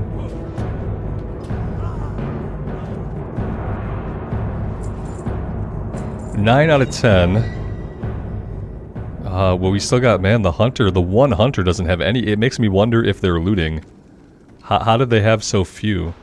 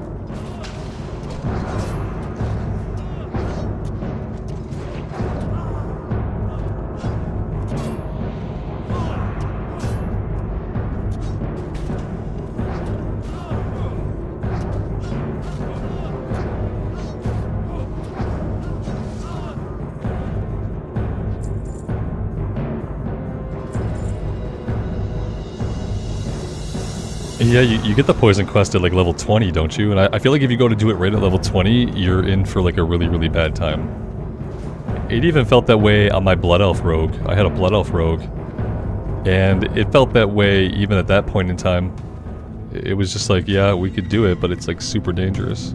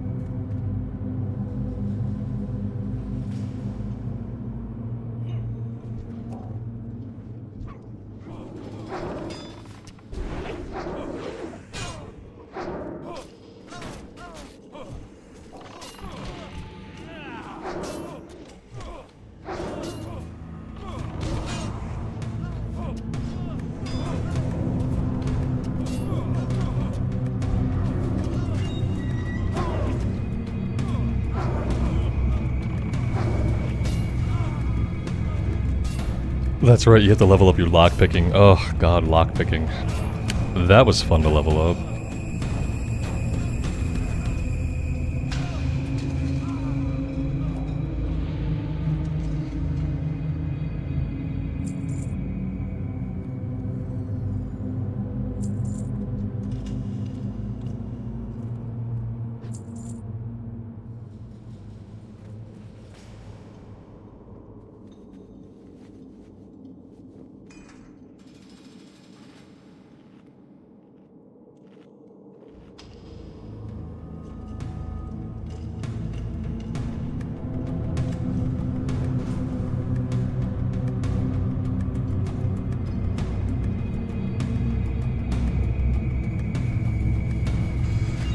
Corey, everything is going good, man. Yep, we're here. We're still alive, both in the game and in real life. So yeah, I can't complain.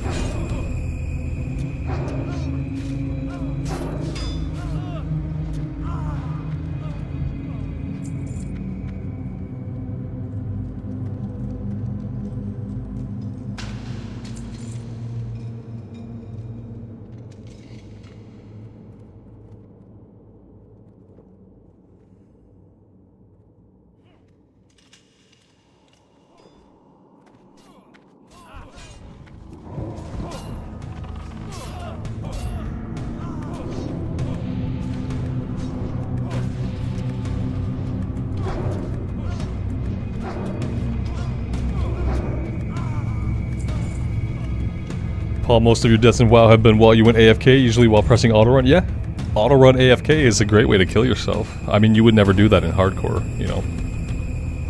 But yeah, I think a lot of us have died that way in regular modes of the game. Like, I could probably auto run, maybe I'll hit the mountain and stop. And then instead of like hitting the mountain and stop, you like aggro a bunch of stuff and die. You come back and you're a ghost.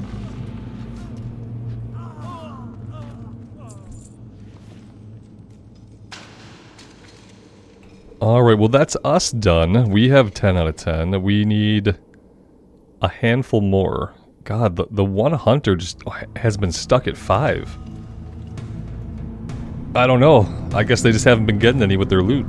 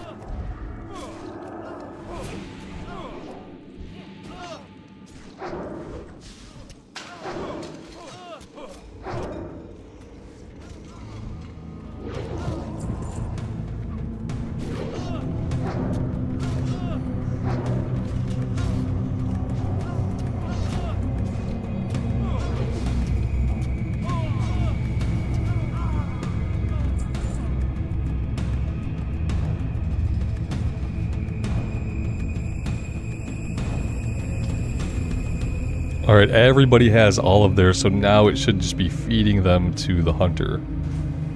They should be getting like one off everybody.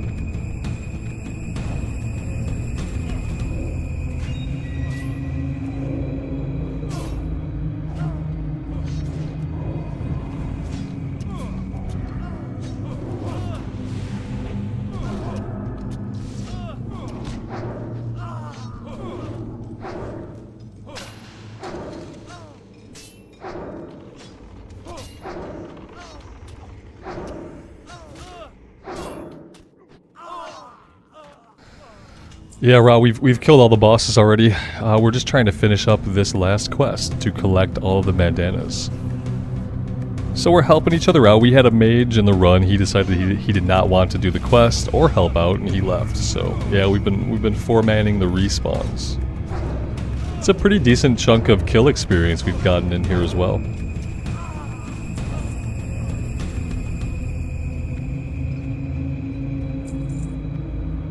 Yeah, once we turn in all the quests we have, we should definitely level.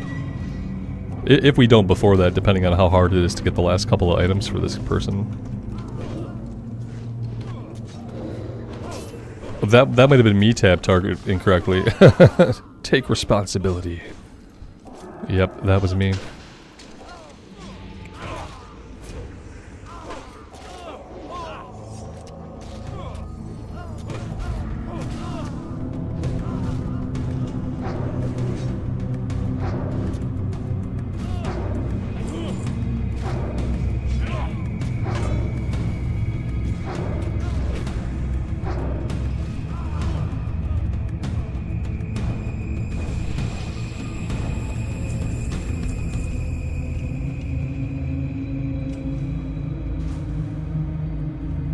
It's still not dropping for this person, or they're just not looting a lot. Maybe they're not looting. It's kind of hard to believe that it hasn't dropped a bunch for them already.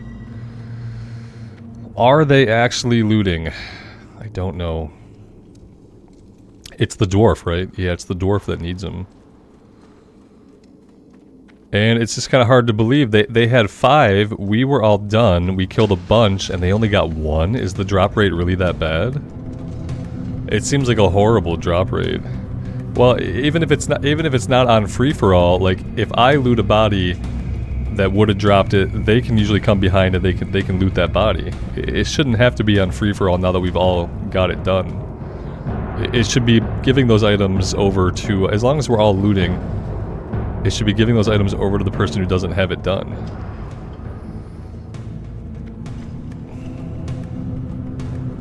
Yeah, we shouldn't have to change the loot type.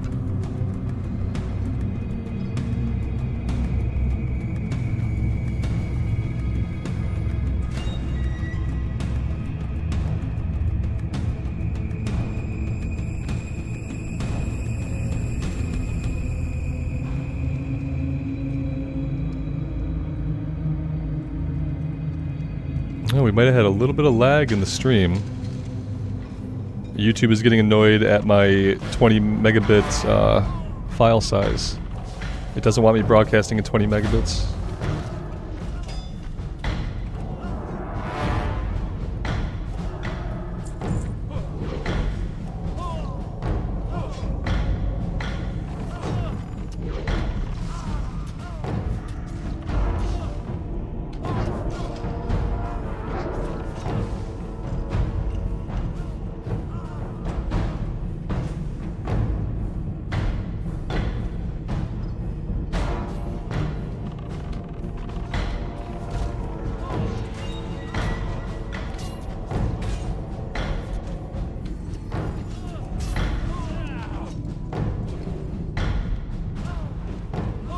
Yeah, it's lag.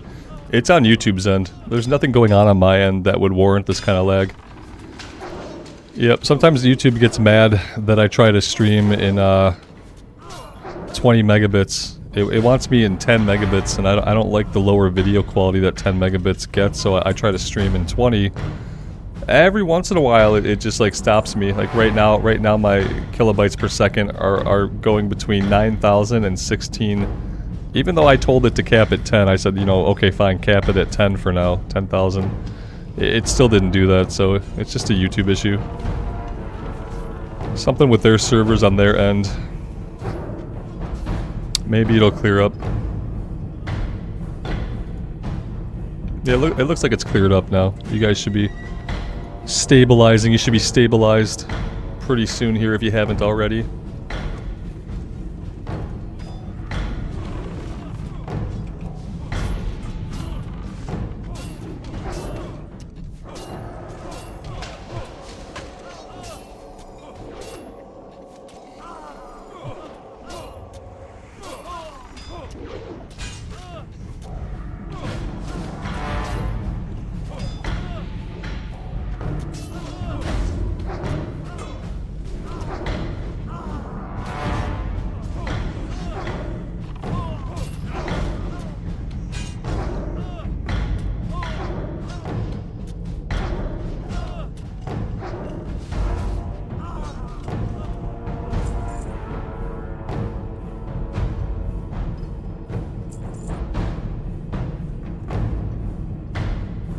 Yeah, it should all be cleared up by now.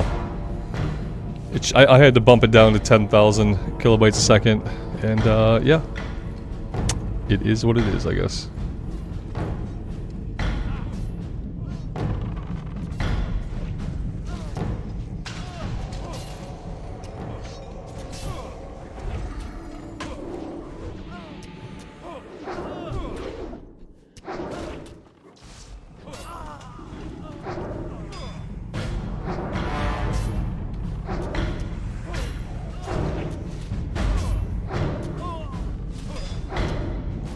Alright, they should get their last item here. That should be the last group that we need to deal with. They should definitely get it. Let's see. No, 9 out of 10. Still a 9 out of 10. Great.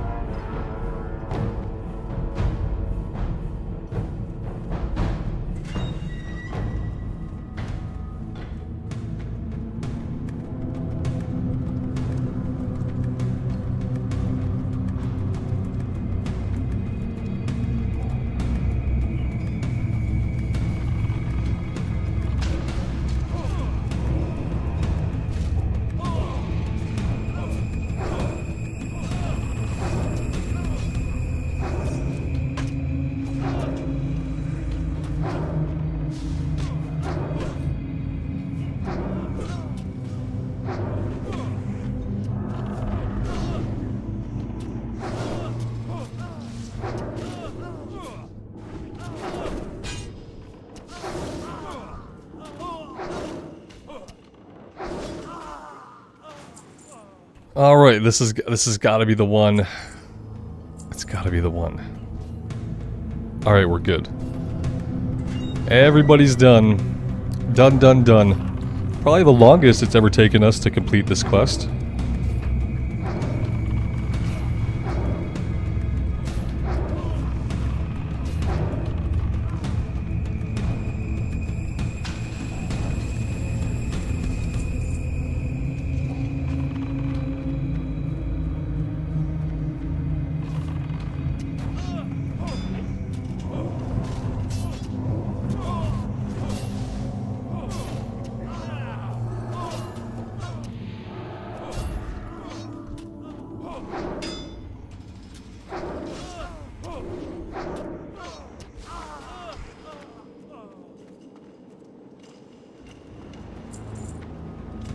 Alright, that is that. Let's get out of the way of this like little event here that's gonna happen.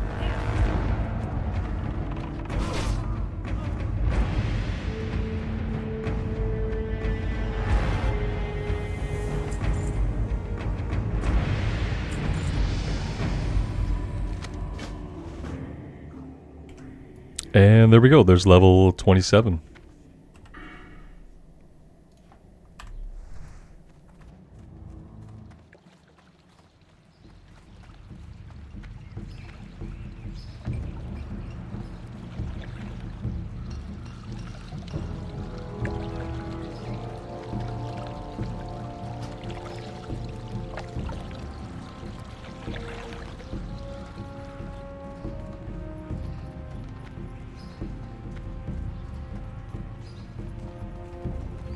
We're speccing mostly into Shadow. Yeah, we got a couple of points in Discipline for Wands, but other than that, we're going into the Shadow Tree. Yep. Let's get this last one turned in.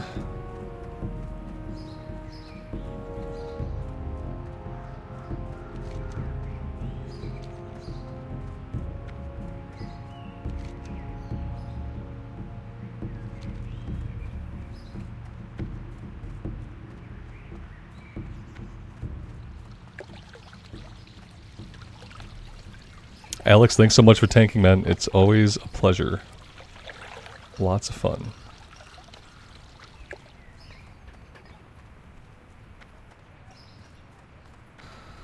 Yeah, the mage had a death wish. I think he kind of realized, like maybe he realized after I stopped healing him a lot that if he stayed in the run, there was like a chance that he would get killed.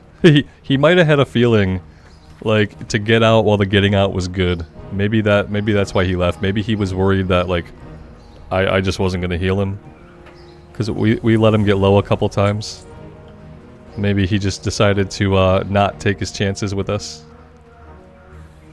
Yeah, he made us nervous, but then, like, I think what happened is, like, I made him nervous. I think he realized he was suddenly not getting all the heals that he had been getting before. That probably didn't feel very good.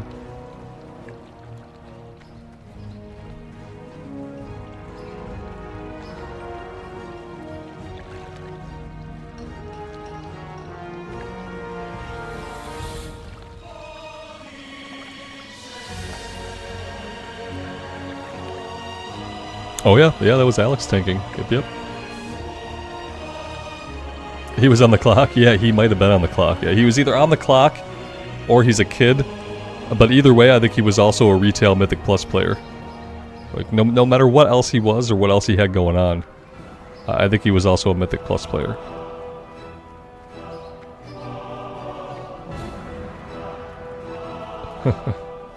Alright. Alright, guys, I am going to stop right here for today. Seems like a good time for it. Thank you all so much for hanging out with me. I've had a really good time. So yeah, we'll be back on probably tomorrow. I want to say that I'll keep doing hardcore right up until like the end, but I'm not sure. We're going to take it day by day and kind of feel it out and see, you know, what else we might want to do. But yeah, for now the plan is to jump back on here tomorrow. Thank you guys so much for being here today. Hope to see you tomorrow, and as always, take care of yourselves out in the real world and take care of each other. And we'll see you back here again very soon. Bye for now.